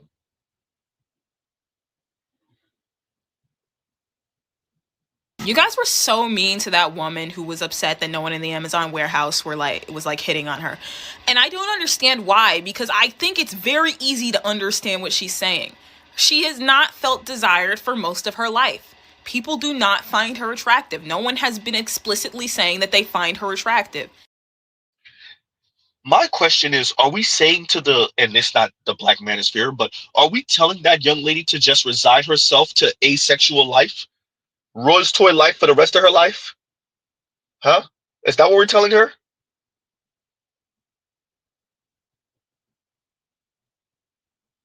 If she's complaining about not being desired, the Black Manosphere, Mr. Z, and the Black Manosphere has said, lose some weight. First order of business, lose some weight. Let's see what we could do with 50 pounds off in the beginning. Let's start off with 50 pounds off. Let's start there. Right? Let's see what 50 pounds, 60 pounds off could do for you first. Huh? Yeah. Continue. You guys were so mean to that woman who was upset that no one in the Amazon warehouse was hitting on her. And I don't understand why, because I think it's very easy to understand what she's saying. She has not felt desired for most of her life. People do not find her attractive. No one has been explicitly saying that they find her attractive. And so when she sees other women being hit on, she is jealous. And it's not even that she wants the negative attention. You know, the part that gets Z is not her being jealous. That's like a natural human thing. The part that lets you know that these people have been smelling their own farts for so long that they think that their farts smell like cologne, smell like perfume, the most expensive perfume on top of that. To be so headstrong and to be so indoctrinated with the idea that men are a burden, that women who seek to be desired by men, that there's something wrong with them. You have bought in and drank your own Kool-Aid. You are so indoctrinated with this weird feminist, borderline lesbian, all the way lesbian crap that a woman who is jealous of other women being desired by men and saying something about that, you then proceed to insult, belittle, minimize what she's saying. Because you can't fully appreciate that the majority of women, no matter what they're talking about, it's a bunch of bitter crap, still want to be desired by men. You have so thoroughly bought into a very radical radfem ideology that a woman wanting to be desired by men, wanting to be flirted with by men, that idea just completely escapes you. Because why would you, wait a minute, you want men to actually chase after you?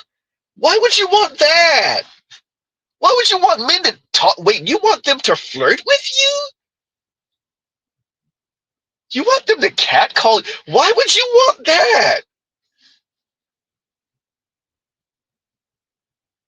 What drugs are y'all on?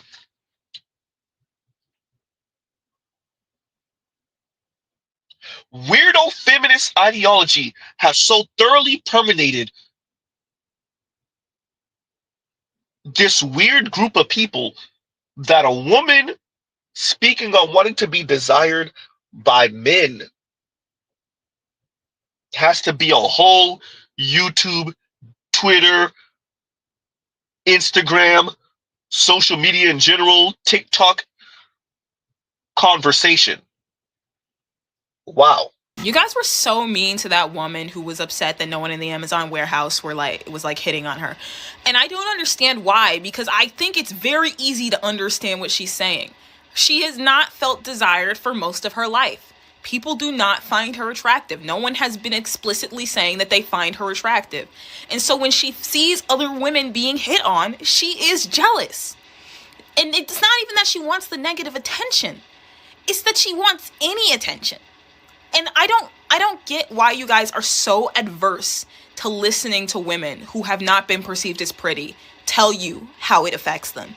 Whenever a woman comes on here and it's like, I'm ugly, I'm not attractive, people are mean to me because of that, your first fucking reaction is to go, you're not ugly. And actually, you're in the wrong for considering yourself to be ugly. Why do you want male attention? You should just boss bitch it away. She wants to feel like a human being. And that's what women are told makes them human. But what Mr. Z's issue is, everything you said up until the end was crap. She wants to be desired by men. That's the issue that these people have. You're not supposed to do anything for the express pleasure of a man, of men. Hyper individuality dictates you do things for you, point blank, period, unless, of course, oops, you get pleasure from a man or men being pleasured. So, if you get pleasure as a woman by walking across a construction site and a man catcalling you or giving you a compliment or smiling at you, that's a problem. Because you care what men think. You care about the male gaze, especially if it's black men. You care what them city workers gotta say? Ew. They're not even white collar. They're not even white. Oops. Huh? You care what those Latino and those black construction workers have to say? They're not even the white boss. They're not even wearing suits. Ew.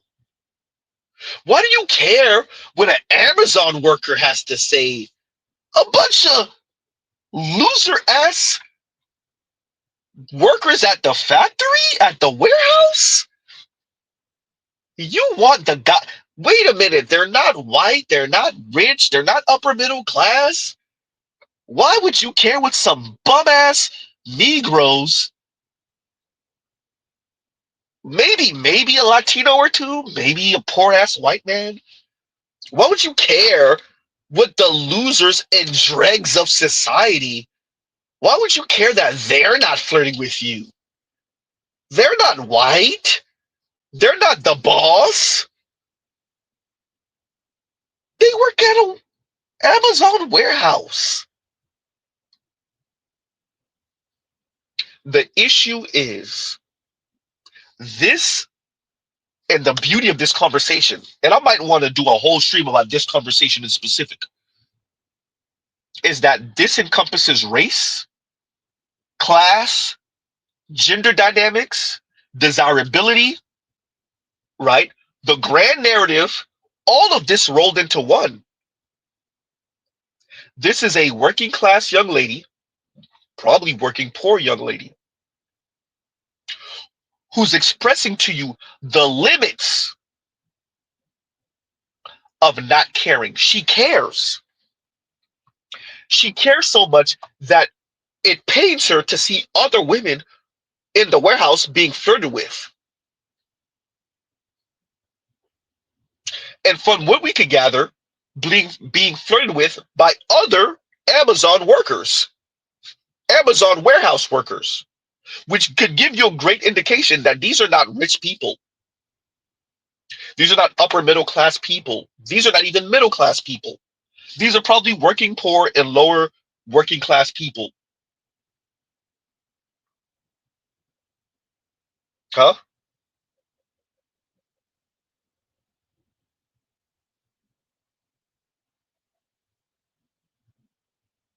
Ah.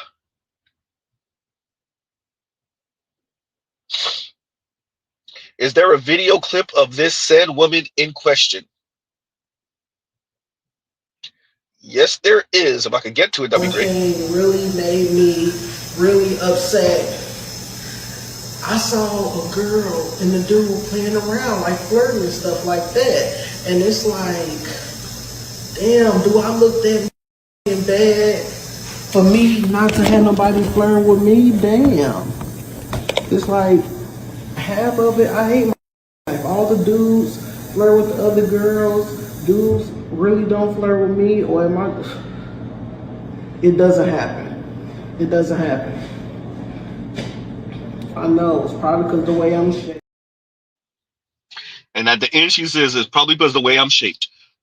I'm not focusing too much on her weight, everyone. I know that everybody wants to go there, and it does matter. That is a very big, no pun. That is a big, very big determining factor.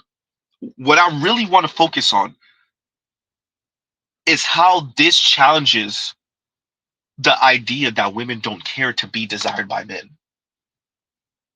That we've gotten to this place now. The decenter men thing, decenter men campaign has so thoroughly permeated society that this doesn't exist anymore. That a woman wanting to be desired and pursued by a man is no longer a thing. These women are self-assured, they're empowered, they've decentered men. All they care about is their career. If they meet a man that gets on their program, then maybe. But they're perfectly okay with their Rolls toys, the occasional boy toy, and chilling with their girlfriends, going to clubs, bars, out of town, traveling with their girlfriends, or just going to the movies by themselves, having girls' night every night.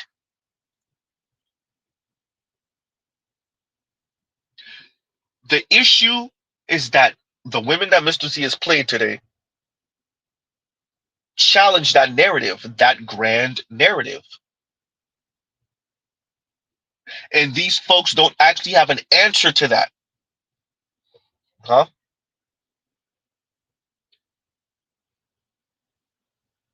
What can Kim Foster tell this young lady? What's she going to tell her? What is Juicy going to tell her? Huh? Because all they have for these people is nothing but suppress your desires talk. Now, of course, they're going to reframe it. They're never going to use those words. But it's always going to be love yourself, be happy with yourself, stop looking for male validation, stop caring about the male gaze. Huh? Ah. Let me read that super chat. That's a million miles up. Y'all give me a second. There it goes. And I'm Waffle says, are those Kobe comments still up? I'll try to get them. When did Kobe pass? What, that was 21? That was 2021, everyone? It wasn't 2020, was it? Is it 2020 or 2021? So that was a while ago. I mean, I'm Waffles, if you could find them, right? But there was one that I remember this explicitly. It was one mentioning like the African goddesses and the Orishas are what took Kobe out. It was one saying like the great Black Queen Mother took Kobe out. It was some weird, bruh. It was some craziness going on the internet, on social media, especially on Twitter back then. You know, that B word, Vanessa gonna get the money. Look at him, he died and he not leaving nothing for the Black community. It was all type of weirdo talk when Kobe Bryant passed away. Huh? It was all type of weirdo talk. Huh? Man. So thank you for the super chat. Thank you for the super chat, Iron Waffles. Like, share, subscribe, hit the super chat. But yeah, it was all type of crazy talk. Huh?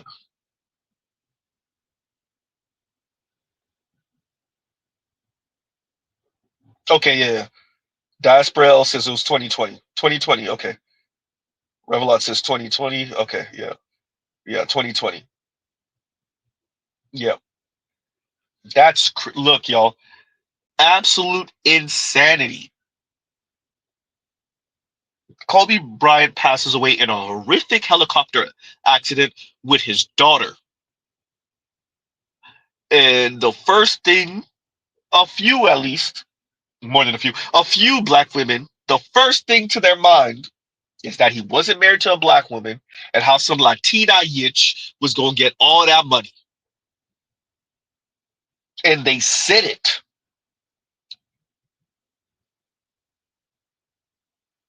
What's another grand narrative, Z, that's being challenged? Like, share, subscribe, hit the super chat. Why you coming home at 11 o'clock in the morning?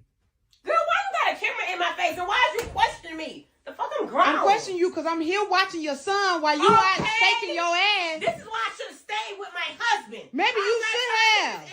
And why you turn off your location? Girl, because my phone was dead. And when your phone is dead, your location is still active. No, it's not. Can I shower? No. Girl, bye. Fuck out my face. You can Y'all go. That's what you can do. Insecure. I don't got time for that. Yeah, and this is how furniture start moving. So the narrative of these same-sex loving women and how they're gonna have their little co-munching covens and everything's gonna be peaceful and yeah, about that. And notice what homegirl said. I should have stayed with my husband. Ooh, she said, you LGBTQ women, we know what she said. You LGBTQ women are so insecure. Ooh. Madam, you are the stud cleanup woman. If you don't get it, she going out, she leaving her kid with you to watch while she goes shake her butt. Yeah, you are the step crash Keisha coven muncher. Huh? And she probably stepping out on you with a dude. Me and you both know it. Ooh, goddamn. You see, you're not supposed to be saying the truth. Oops. Huh? Do you not understand what you are, ma'am? You're a step crash dummy. You're a same-sex loving step crash. Huh? And again for the people, Z. Why you coming home at 11 o'clock in the morning? Girl, why you got a camera in my face? And why is you questioning me? The fuck I'm grown. I'm questioning you because I'm here watching your son while you out shaking your ass. This is why I should have stayed with my husband. Maybe you should have. And why you turn off your location? Girl, because my phone was dead. And when your phone is dead, your location is still active. No, it's not. Can I shower? No. Girl, bye. Fuck out my face. You can Y'all go. That's what you can do. Insecure. I don't got time for that. Yeah. The grand narrative, the narrative is that men are so assaulting, we'll say, can't say the other word, YouTube rules. Men are so assaulting. Men are so insecure. Right? Isn't that the narrative? The same-sex loving relationships is a panacea. Isn't that what we're told? Isn't that what's said, implied, suggested? Huh? Isn't that what we're told as men, particularly black men?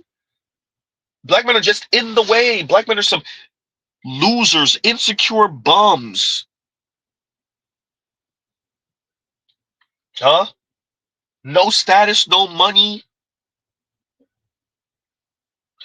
And then what happens when we see same-sex loving black women in their natural element arguing, Of course they are. Why you coming home at 11 o'clock in the morning? Girl, why you got a camera in my face? And why is you questioning me? The fuck I'm grown. I'm questioning you because I'm here watching. Why do you have a camera in my face? Okay, understandable, true. Why are you questioning me? I'm grown. Why are you questioning me? I'm grown. So assuming they're in some type of situationship, relationship, etc. Imagine saying to someone you're probably sleeping with, seems like you're living with, why are you questioning me? I'm grown. As you walk into the home at 11 o'clock in the morning. So assuming you were up and you were out all night, all the way to 11 o'clock. Huh?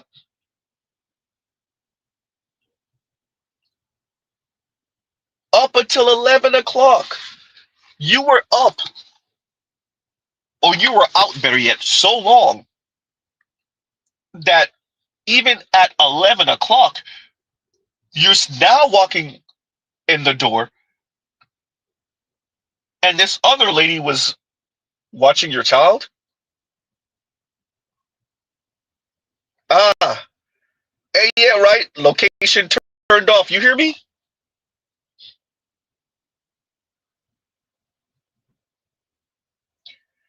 Earth says brunch with Jermaine. Probably. Probably. That's what Mr. Z thinks too. Probably.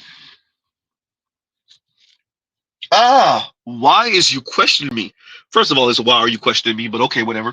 Why is you questioning me? I'm grown.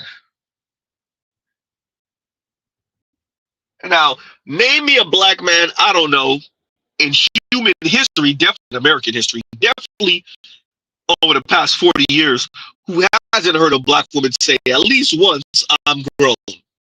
At least once in your life, you heard a black woman say, I'm grown. Nothing cringier than hearing adults say, I'm grown. Especially as a way to say, don't question me, because whatever I do is justified because I'm grown. Translation, because I'm an adult, I can do whatever the hell I want to do.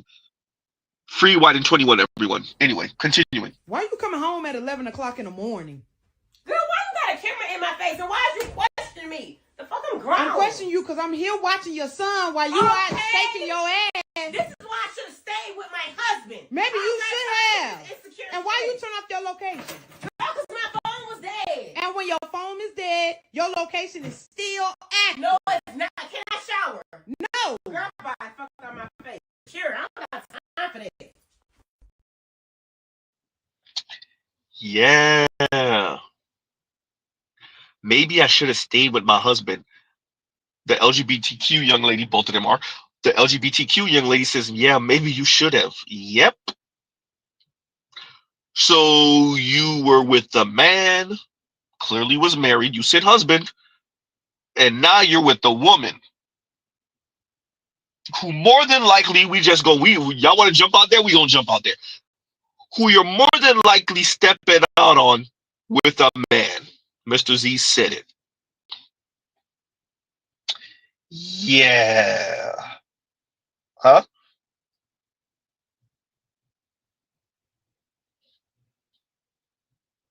Huh?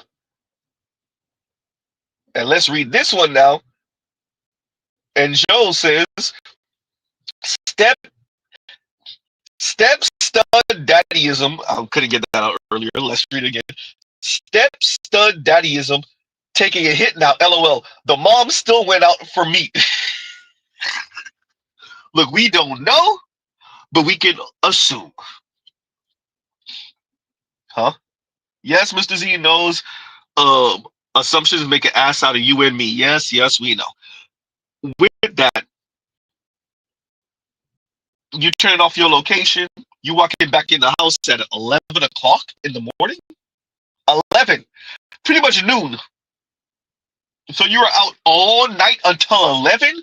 Not 6:30, not 7, which is still late as hell.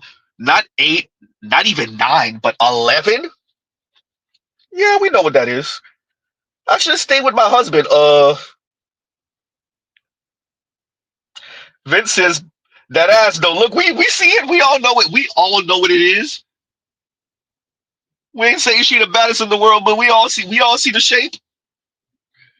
Everybody got eyes, right? The vast, pretty much all of my subscribers are men. We all have eyes. We all know. Why you coming home at 11 o'clock in the morning? Girl, why you got a camera in my face? And why is you questioning me? The fuck I'm grown. I'm questioning you because I'm here watching your son while you out shaking your ass. This is why I should have stayed with my husband. Maybe you should have. Insecure And why shit. you turn off your location? Girl, because my phone was dead. And when your phone is dead, your location is still active. No, it's not. Can I shower? No. Girl, bye. Fuck out my face. You can Y'all go. are That's what lesbians. you can do. Insecure. I don't got time for that. Huh? We see the shape. We ain't saying she the most fit, but we see the shape. Huh? We know that Jeeves is doing his gene magic too. Look, come on, like, let's be serious, everyone. But we all see it.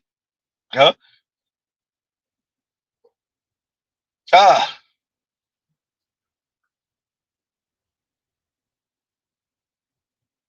Yeah. Shout out to the LGBTQ woman. If you think that shape right there was just gonna stay getting munched on by a woman, yeah, you on drugs. You're on drugs. You think she was just gonna stay with women? Huh? You think so? And Joe's, once again, thank you for the super chat. Thank you for the super chat. Joe said, step stud daddyism taking a hit now. The mom still went out for meat. We can only assume. We can only assume. Huh? Ah.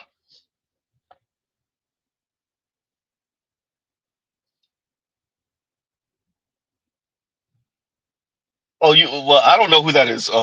Indigo. I don't know. I'm not sure who that young lady is. Huh? But the narrative, once again, the grand narrative, once again, is that the women are okay with their single life. They enjoy it. They prefer it. They enjoy and prefer the LGBTQ life because why would you want to be with a man? What can a man do for you other than melvin you around the house? Oops. For all of us that know what Mr. Z just said, y'all get what Mr. Z just said. Shout out to all of you with the strong backs. What could a man possibly do for you that a woman couldn't do? Ooh. Huh? Yeah. The grand narrative is that men serve no real purpose.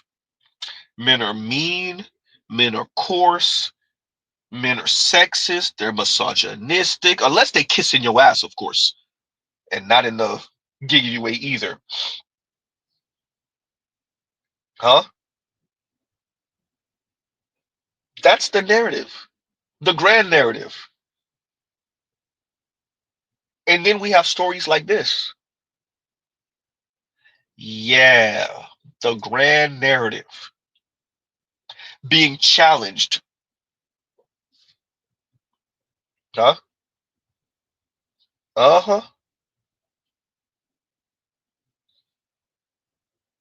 What's the other narrative, Z? Since you thought I wasn't going to post your comment, I'm posting it. To be honest, you don't got the looks to pull nothing but a black man, so you're irrelevant. So, was that an insult? Was that supposed to be a fucking insult? Are you fucking for real? And you know what you look like? You look like a mad bitch. A bitch that's mad because my black ass called you out and said you didn't have to say shit about my black man. The fact that you called me a bitch to start your video is crazy to me. I hurt your feelings by saying stop disrespecting my fucking black man, you weirdo. I said it was no dig to you.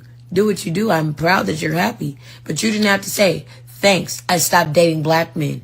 What prompted you to say that? Nobody knew that you didn't like black men. But you just had to let the world know. and then like you're promoting this shit like it's like a fucking fad. Did you forget at the end of the day you are a black woman and any child you have will be black? God forbid you have a black son that will be a black man. No. Blackness is for men. Blackness is for black men to be weighed down by. See, now we're speaking about the difference between out-group men and out-group women. Out-group men stay out-group. Out-group women, if they bow and they scrape and they gut enough,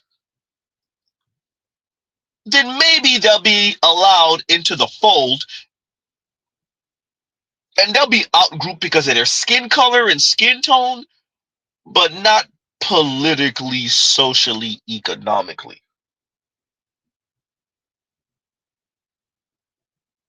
Number one. Number two, love that you put up the caption. And yes, the lady said, to be honest, you pretty much look like you don't got no choice but to be with a black man. Meanwhile, the young lady got the septum ring, she got the dreads with the seashells and etc. etc. No, actually, she looked like she could be with a white man. Actually. Luckily, we're not making assumptions because I don't know how many of us would be wrong and be like, oh yeah, she's definitely dealing with the white dudes. The narrative is that black women, for those of you that just got in, we're talking about grand narratives and how they're being challenged by social media and the internet and allowing for people to talk. And because people are talking, because people are peopling, the same demographic of people are challenging their own narratives with their hypocrisy. The reason why I played these clips, or this clip just now, was to say the narrative is that black women date out because black men don't value black women. Black men don't value black women's natural hair and natural features, particularly if they're darker skin, if it's on a darker woman. What this young lady is showing you here, even though she's not necessarily dark skinned, but she does have her natural hair. She got a natural wide African nose and some lips. What she's showing you is that a black woman is telling her that she looks like she's relegated to dating black men. So it's not that black women are relegated to dating outside of the black race if they want happiness and stability because black men don't value black women. What that black woman that she's responding to is saying is that you couldn't date white men even if you tried. You are relegated to black men. Ooh. The young lady was responding to a video that the other young lady made, essentially doing one of those, oh thanks, I'm happier because I stopped dating black men. Appreciate where we are now. The Civil War has commenced. Rightfully so. Rightfully so. Let me tell y'all this. Let's be very clear. The swirler divester part of the conversation amongst women is the easy part. The easy part is to get the Chrissies of the world to shut up. That's going to be the easy part. And that's still not going to be easy. When Mr. Z is saying that's going to be the easy part, though. That's the easier part. Have fun when y'all start challenging the Kim Fosters. Ooh. Have fun when y'all start being called pygmies. Not by the swirler divestors, but by the black feminists. That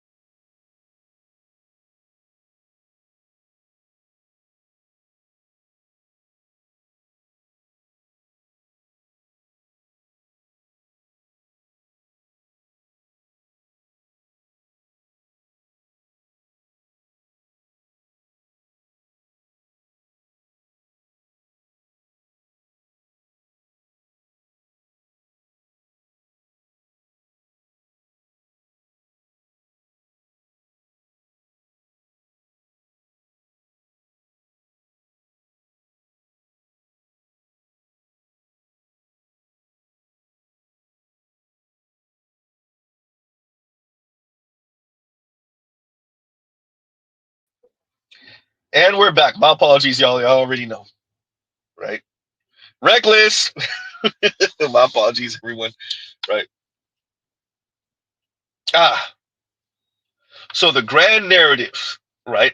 And St. Cyr says this right on time. Well, is this? Oh yeah, St. Cyr says that right on time. Shout out to the biracials with black moms, right? Exactly, exactly, right. So saying that, oh, I look happier, yeah, because I stopped dating black men. I've said this before, especially for the video stuff. We still got to be careful. Yes, it could still be AI stuff. True indeed. I said this before. Every month or so, we get a couple of these weirdo divester swirler content.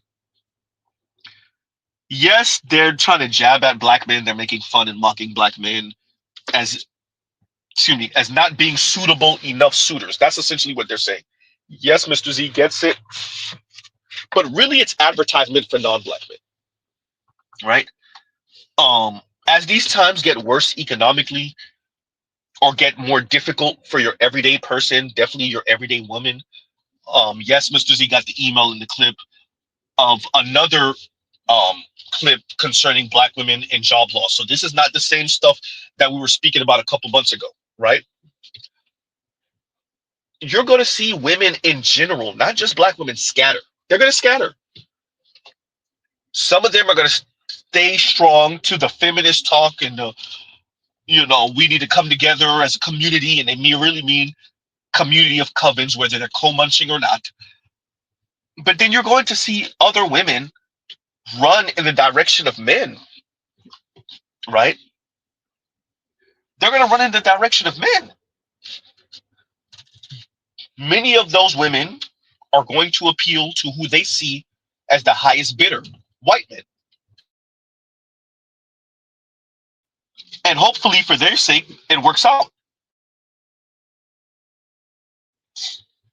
Sorry, y'all, for the muting. I'm trying to keep y'all from sparing y'all ears. Mr. Z over here sneezing. Right? Hopefully it works out for them. Probably not. You're going to see the women scatter. They're going to try to put together and piece together all type of weird dynamics. You're going to see more and more of them in some LGBTQ thing, trying to make it work. You're going to see them. They're scattering. The economic times are hard, y'all. It's real out here. Huh? And women are going to go running. They're going to go scatter. They're scattering now. Huh? They're scattering now. Yeah, what happened? Right? And y'all give Z a second. Let me see if I can find this thing. Yeah. So we covered grand narratives today. I want to emphasize how these narratives are going to be challenged by the same people. Sometimes by the same individual, but oftentimes by the same person that's representing a demographic.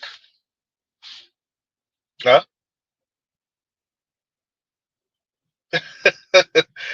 FBA Brigade says, we not hoping anything works for them. I hear you. I hear you. This is what I'll say to that, FBA Brigade. Women are going to have a hard go at it, particularly black women. I don't think they fully appreciate how much of their life is subsidized by men. And you're watching them not be able to piece together the puzzle. I was saying this earlier. Women talk about decentering men and when they go out, they're not going out for men. They're not going out for the male gaze and whatnot. When I say gaze, it's not GAYS, it's GAZE. So they're not going out for the male gaze. They don't care what men have to say. They don't care what's attractive to men. This is what women say, right? When they go out to the club and they wear something cute, it's not for men, it's for their girlfriends. And they don't necessarily mean that in the LGBTQ sense. Fine. These same women then turn around and complain about men being on stage with the performer at a concert or at a bar or at a club, wherever, right? Y'all give me a second. Y'all talk amongst yourselves.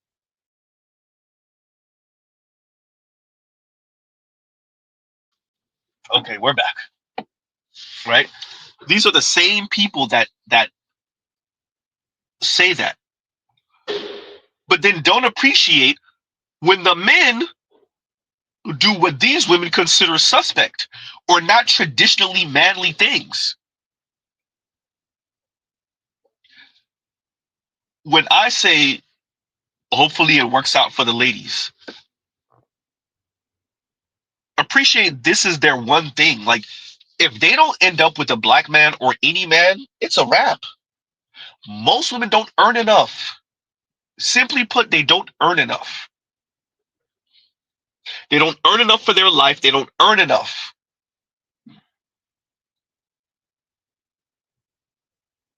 They don't put enough hours. For the vast majority, this is why I say the outliers are doing too much talking. This is often the outliers on interviews. It's often the outliers that are pundits and talking heads and social commentators and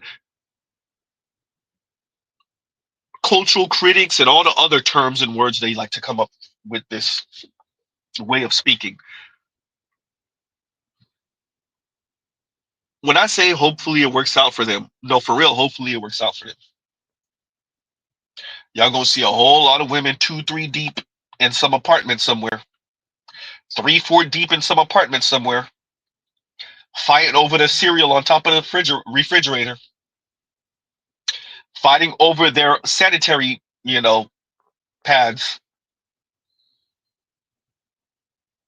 Somebody took the last one and didn't tell nobody. Huh? Ah. Huh? So that's what we're covering today. The grand narratives that are easy to challenge. Clearly, super easy to challenge. The idea that LGBTQ relationships are better, I played something for that. The idea that black women with non-black spouses raise better children than black men with non-black spouses, I played something for that. Check out the beginning of the stream for those of you that's coming in here a little late, right? The idea that well-off women are not seeking kind of docile men, and that's not 100% true. We get it. But that if you give women enough money and power, they're not going to conduct themselves like the worst stereotype of men. Played something concerning that.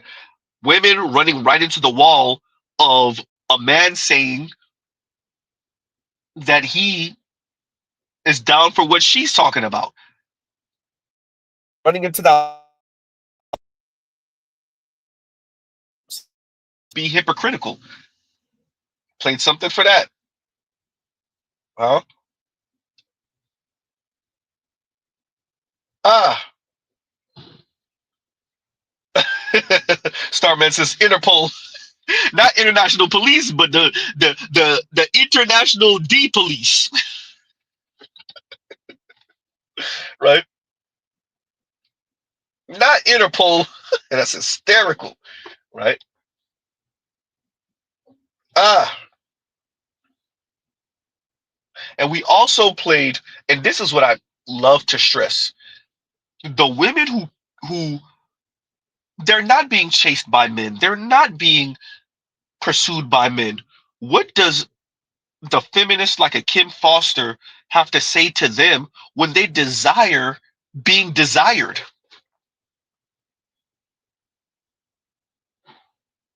Very good question. What happens when a woman desires being desired? Now what? Huh? So yeah, y'all, look, we ain't gonna stress it too much. Um, so I will be changing the title. I put clocking in.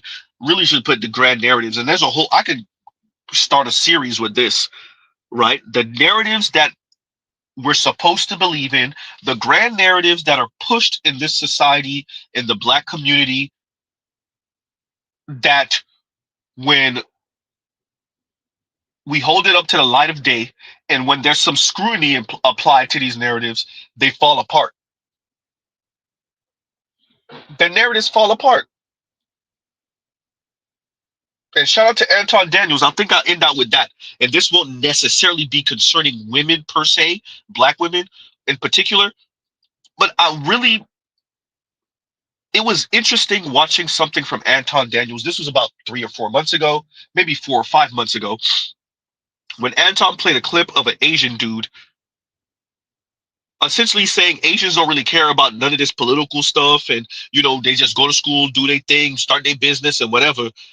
And Anton used that because the whole conservative thing of like, we're not liberal and we don't care about what the government does, and we just start our business and and yawn and all that culture war crap.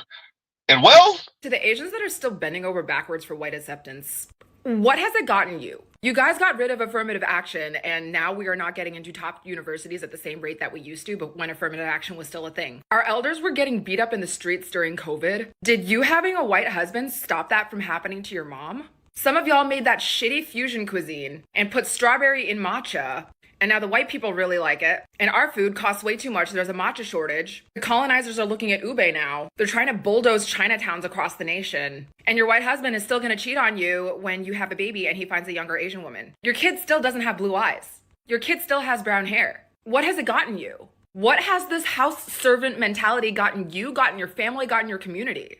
I get that you feel better than other Asian women. I get that you feel like you're prettier, smarter, more accepted than Asian women like me who don't choose to do those things. But you're not even getting paid for waiting around in H Mart waiting to help a white person find Asian groceries. Please move out of the way. I'm trying to get my chicken feet here. Oh yeah. And what has voting for Trump personally done for you? To the Anton Daniels of the world, I see you, brother. I see you. I get it. Anton sticking to the culture war thing. I get it, right? And this is the gateway drug for certain brothers concerning Trump, concerning conservative politics. I get it, right? I get it. Because this is the easier conversation to have. Because ain't none of y'all conservative brothers want to start talking down money talk. Y'all don't really want to start talking about that tax cut on the wealthy and them corporations talk. Not with Z, you don't. The culture war talk is easy, Anton. That's the easy part of the conversation. Huh? Y'all really don't want to start talking wealth and wealth distribution with Z. Stay over there with the culture war talk. It's easy. Huh? The degenerate music talk. Mr. Z been listening to hip hop his entire life. Clean ass record. Huh? No baby mamaism. Not over here. Keep talking that culture war crap. Easy. That's the easy conversation. When we start talking about the US and geopolitics, uh-oh. When we start talking about that wealth distribution and them zombie firms that the US is subsidizing, oops. Huh? Yeah. When we start talking about the entire US economy being held up by the Magnificent Seven, and essentially the only reason the country hasn't fully collapsed is because the US government, Trump, has decided to go all in on AI and all these tech companies. And the only reason that there's any growth in the economy right now, for the most part, is because of these tech companies. That's why they call them Magnificent Seven. Y'all want to have that conversation, Anton? That your tech overlords that Trump's in bed with is the only reason this whole house of cards hasn't completely collapsed yet? Huh?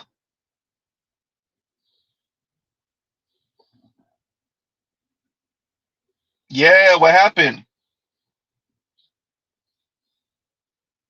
So Anton played a few months ago some conservative Asian dude. And I'm like, wait, Anton, wait a minute. You played a conservative Asian dude to tell black people to shut up? Because, by the way, that is what you know what I'm going to do? I'm going to go dig that video up. Because that is what you were doing. You know how many Asians been getting on other Asians because their politics are trash? Don't fall for the hype, everyone. There's a lot of poor Asians in America.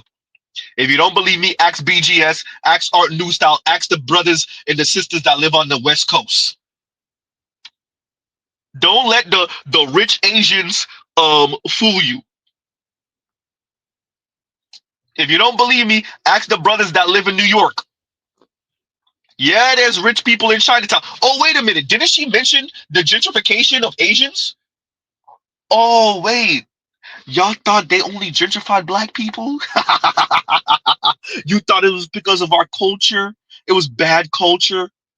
You thought white flight was only a black thing? They run away from black people because we don't know how to behave ourselves? White people do white flight to Asians too. Cut the crap.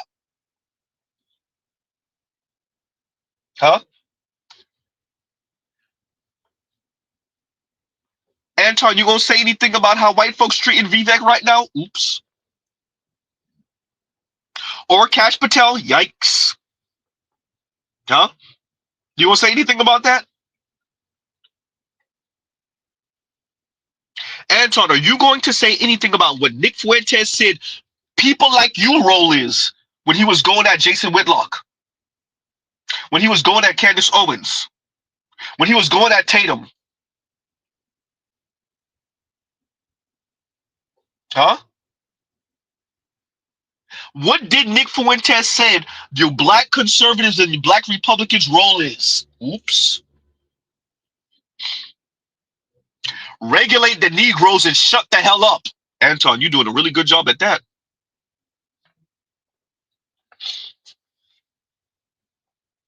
Your role was to bring in more black folks into the Republican Party. You got the subtle anti-black party, they're not so subtle anymore, the Democrats, and the overtly racist anti-black party, the Republicans.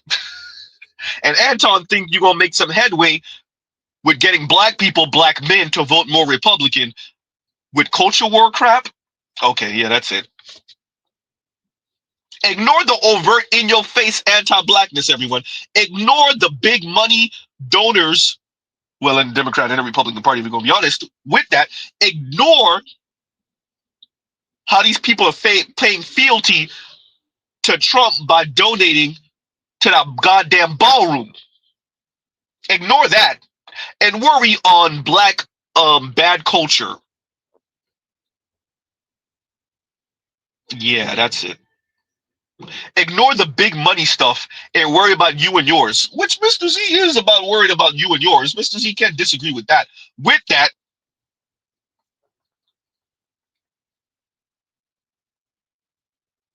Z, what does this have to do with the clip you played of the Asian woman? Well, this is Mr. Z responding to a zillion years later, but this is Mr. Z responding to Anton and that clip he played of the Asian dude months and months and months and months and months ago.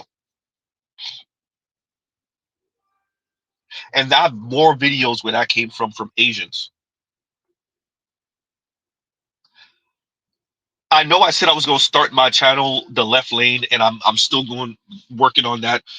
It's a lot, y'all. Mr. Z has a lot going on. Because I want to respond to this. It's not just the left engaging in the culture war, everyone. The left is not the only identitarians. The right started the identitarian stuff. They just didn't call it that. Because they didn't call it white. It was the default. Oops. Huh? Cut the crap.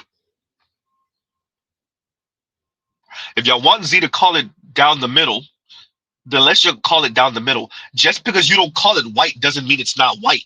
It's the default. Huh?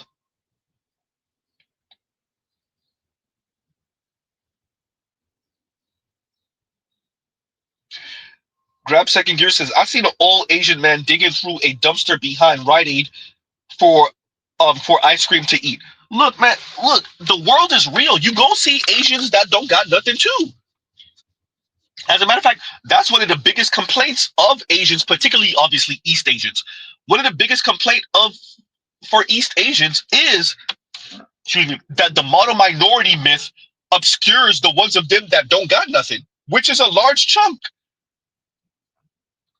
That's one of their complaints, is that racist white folks and racist white institution get to hide behind the model minority myth. Huh? And we can't be that racist. Look at the Asians, how much money they make and how good they're doing in life. And then you got a bunch of East Asians with nothing. Both immigrants and, those of them that have been here a couple generations. Huh? And their narrative doesn't get out because you got the Amy Chuas of the world, that Tiger Mom crap, that make sure that stories like that don't get out because they're so busy kissing white ass that they gotta play the game. Look, yeah, you're right. White people aren't racist. They're not anti-black. It's the black people are not working hard enough, and bad culture and hip hop and sagging jeans and whatnot, and not marrying the women and whatnot, and kids out of wedlock. Yawn. And I know I'm pointing out Anton in particular, but he's not the only one. Shout out to Anton. I think he did a bang up job. He making sure his people eat. I gotta give Anton credit for that. He's making sure his people eat. I respect that. But the culture war stuff and hiding behind culture war because you don't want to talk this money, Anton, don't forget I did that stream. When you saw that what was coming down the pike, Anton's not dumb. When you saw what was coming down the pike with them federal jobs and them jobs and whatnot, you was getting black people prepared. We need to start businesses and da-da-da-da-da. Oh, yeah. And then that second shoe drop and them federal workers start getting their head taken off. Uh-huh.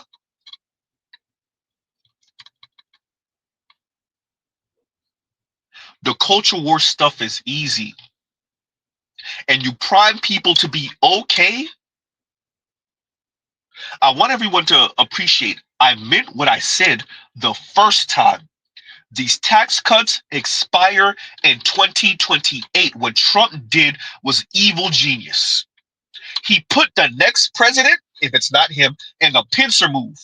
Either you go remove the tax cuts and then the whole house of cards are going to fall on working class people, lower middle class people, working poor people, who taxes are going because they're going to get used to. It's only going to take you a couple of years to get used to less taxes.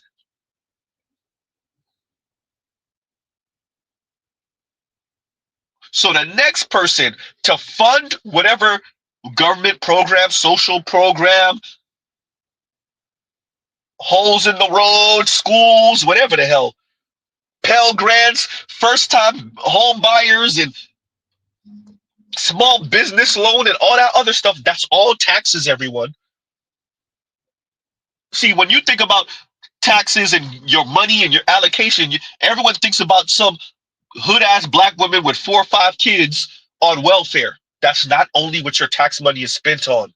It's not only the military also. Everything from your small business loans, to your first-time home buyers, to not being hit upside the head when you buy an EV for the first time. I know that's expired, but that was all tax money. That's all tax money. The Tesla's supposed to cost you 50 grand, and yet it costs you 40,000, 38,000, 42,000. That's all tax money. So Trump think he's slick with what he did. Hey, everybody's getting tax cuts. Everyday people and the corporations, yet the corporation tax cut don't expire. But everyday people's expire in 2028. So he's putting the next president, whether Democrat or Republican, the Republican gonna keep the tax cut. Which means everyday people, that's your ass. All your YMCA centers and all that stuff, that tax cuts. I mean, that's taxes, excuse me. Not tax cuts, but that's taxes. Huh? There's a lot of stuff people enjoy. You don't appreciate how you enjoy it because it's federal money and it's state money combined that allow for that. But when the federal side of the game cut their revenue to it, then now what? They're spending on it, now what? So if we get a Democrat president in there, they're putting a real pincer move. You gonna extend the tax cuts, or you gonna cut them? And if you cut the tax cuts, then people gonna feel like you charging them now. No?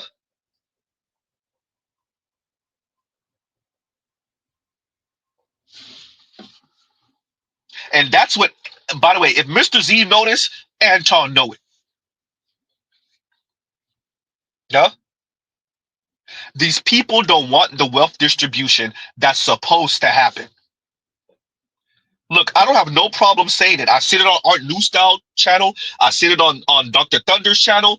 Mr. Z don't believe there should be billionaires.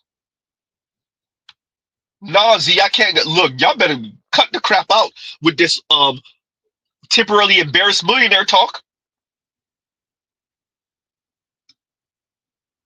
Huh?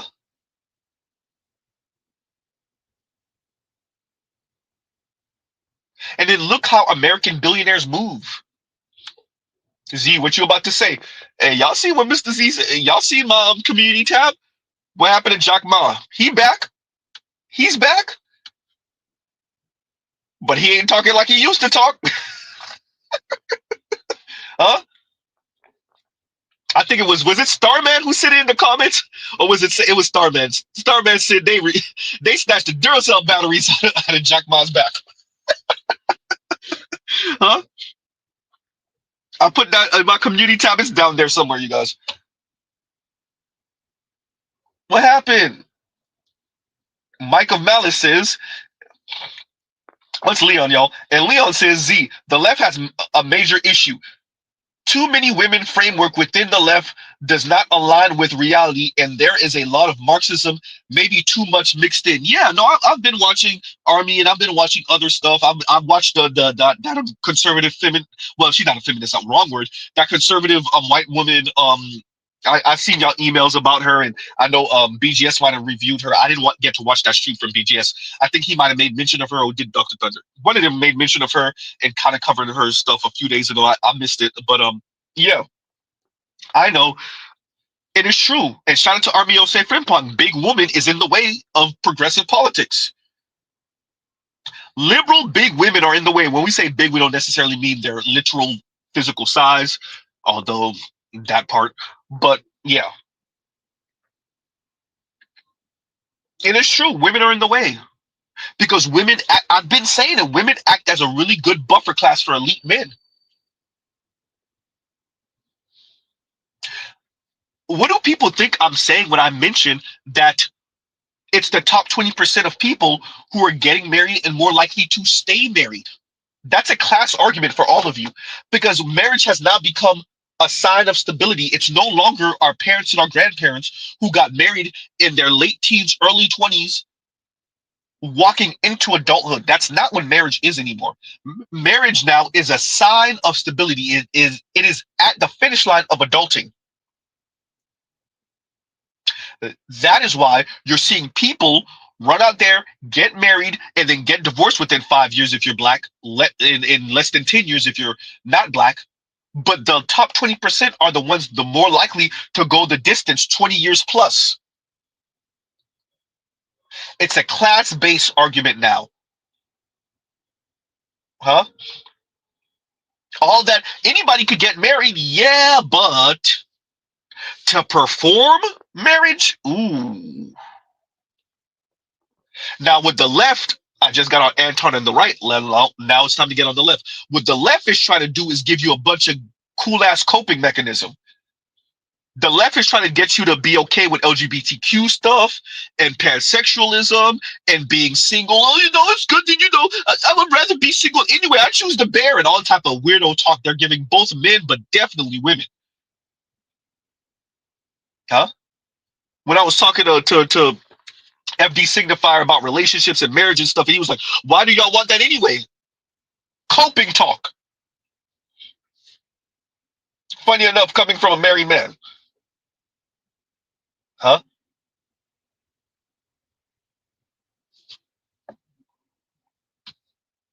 Yikes.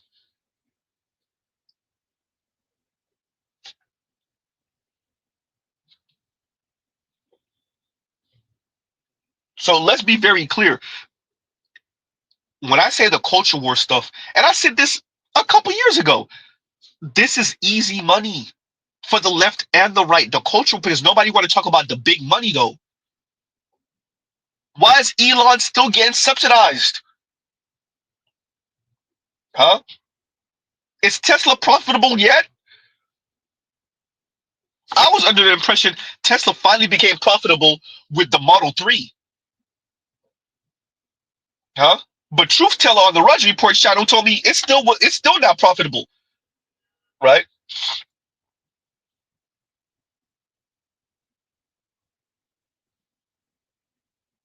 So there's that.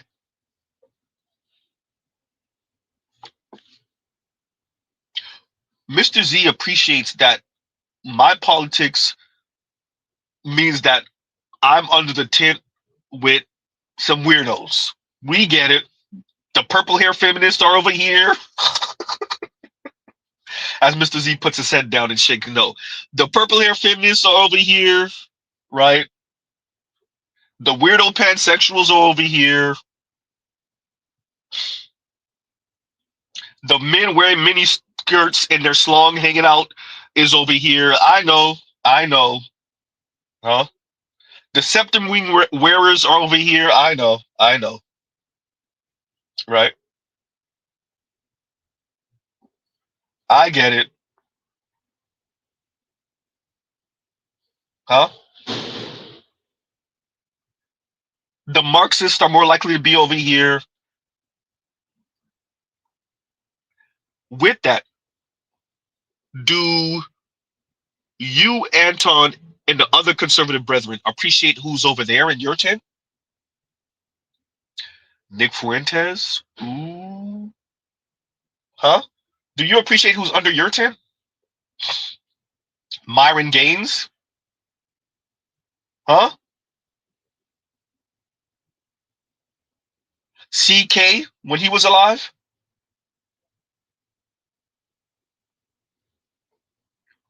And the only way you could get more and more black men to even entertain that crap is culture war talk. Huh? And anger at black women and their behavior talk. Huh? So for all of you that wonder why I played the Asian woman talking, to stress, look, man, other group of people, they're getting on their people not because of baseline conservative politics, but what did you sign up for? Do you know what you just did? That's what this Asian lady is saying. Do you know what you just did? You didn't sign up for Mitt Romney. This ain't George W. Bush, or H.W. Bush. Huh? I get it. We're in the era of establishment or anti-establishment. I get it. And when Trump represents, even though he's as establishment as they get, what he represents in theory is anti-establishment, which he doesn't. Huh? What they said is the corporatists versus the oligarchs, and the oligarchs won. At least this battle.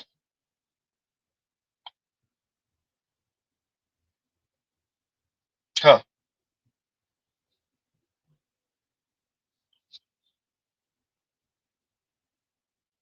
So we're gonna play that video one more time and we're gonna end out, y'all, because Mr. Z got things to do, believe it or not. We do. All right, let's play this one more again of the Asian lady talking. To the Asians that are still bending over backwards for white acceptance, What has it gotten you? You guys got rid of affirmative action, and now we are not getting into top universities at the same rate that we used to, but when affirmative action was still a thing. Our elders were getting beat up in the streets during COVID. Did you having a white husband stop that from happening to your mom? Some of y'all made that shitty fusion cuisine and put strawberry in matcha, and now the white people really like it. And our food costs way too much. There's a matcha shortage. The colonizers are looking at ube now. They're trying to bulldoze Chinatowns across the nation. And your white husband is still gonna cheat on you when you have a baby and he finds a younger Asian woman. Your kid still doesn't have blue eyes. Your kid still has brown hair. What has it gotten you? What has this house servant mentality gotten you, gotten your family, gotten your community? I get that you feel better than other Asian women. I get that you feel like you're prettier, smarter, more accepted than Asian women like me who don't choose to do those things. But you're not even getting paid for waiting around in H Mart waiting to help a white person find Asian groceries. Please move out of the way. I'm trying to get my chicken feet here. Oh yeah. And what has voting for Trump personally done for you?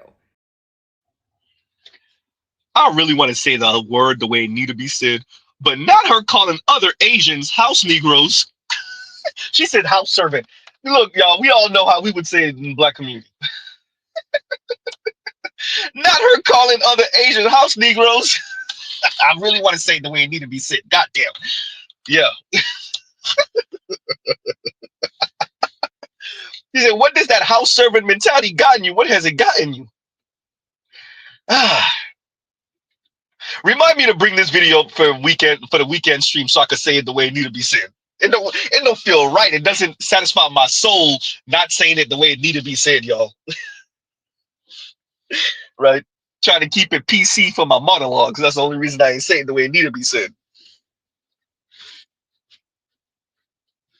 Right?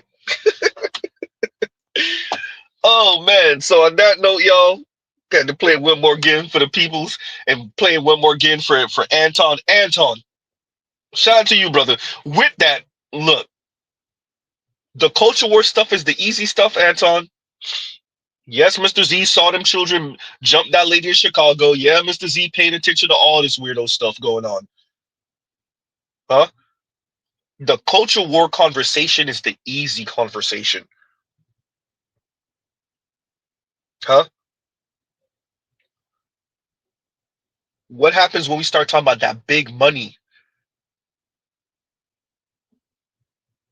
So y'all just gonna let Elon become a trillionaire while everybody's starving and ain't nobody gonna say nothing? So Anton, let me get this right. You got your little ducats, you and your wife and your daughter, y'all gonna be straight. Elon gonna become a trillionaire on everybody's ass. Jeff Bezos and them, Mark Zuckerberg and them are not gonna be too far behind. And the rest of Americans are gonna be what? Live in Elysium, and you think that's gonna be a safe world for everyone? Why? Because we're gonna have drones? All right. All right. All right. I do not suggest this world y'all trying to create where everybody just accept their position as obedient poors, as obedient, classy, kind poors, respectful, respectable, kind poors.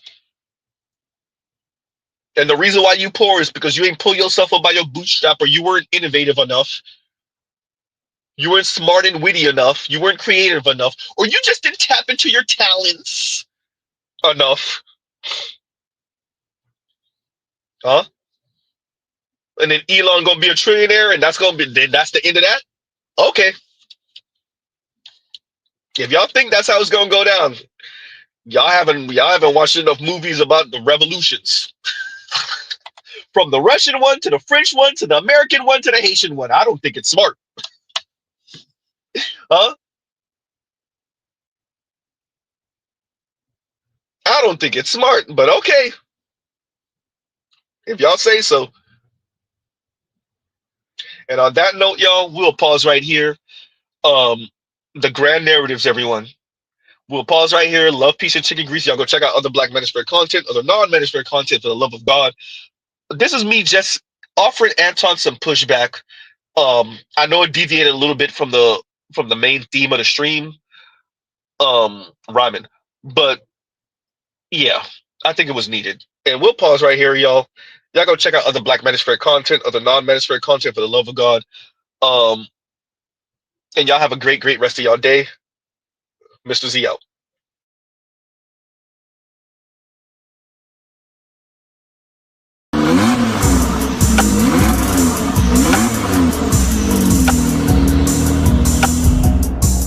You are now listening to Mr. Z Blackneffect.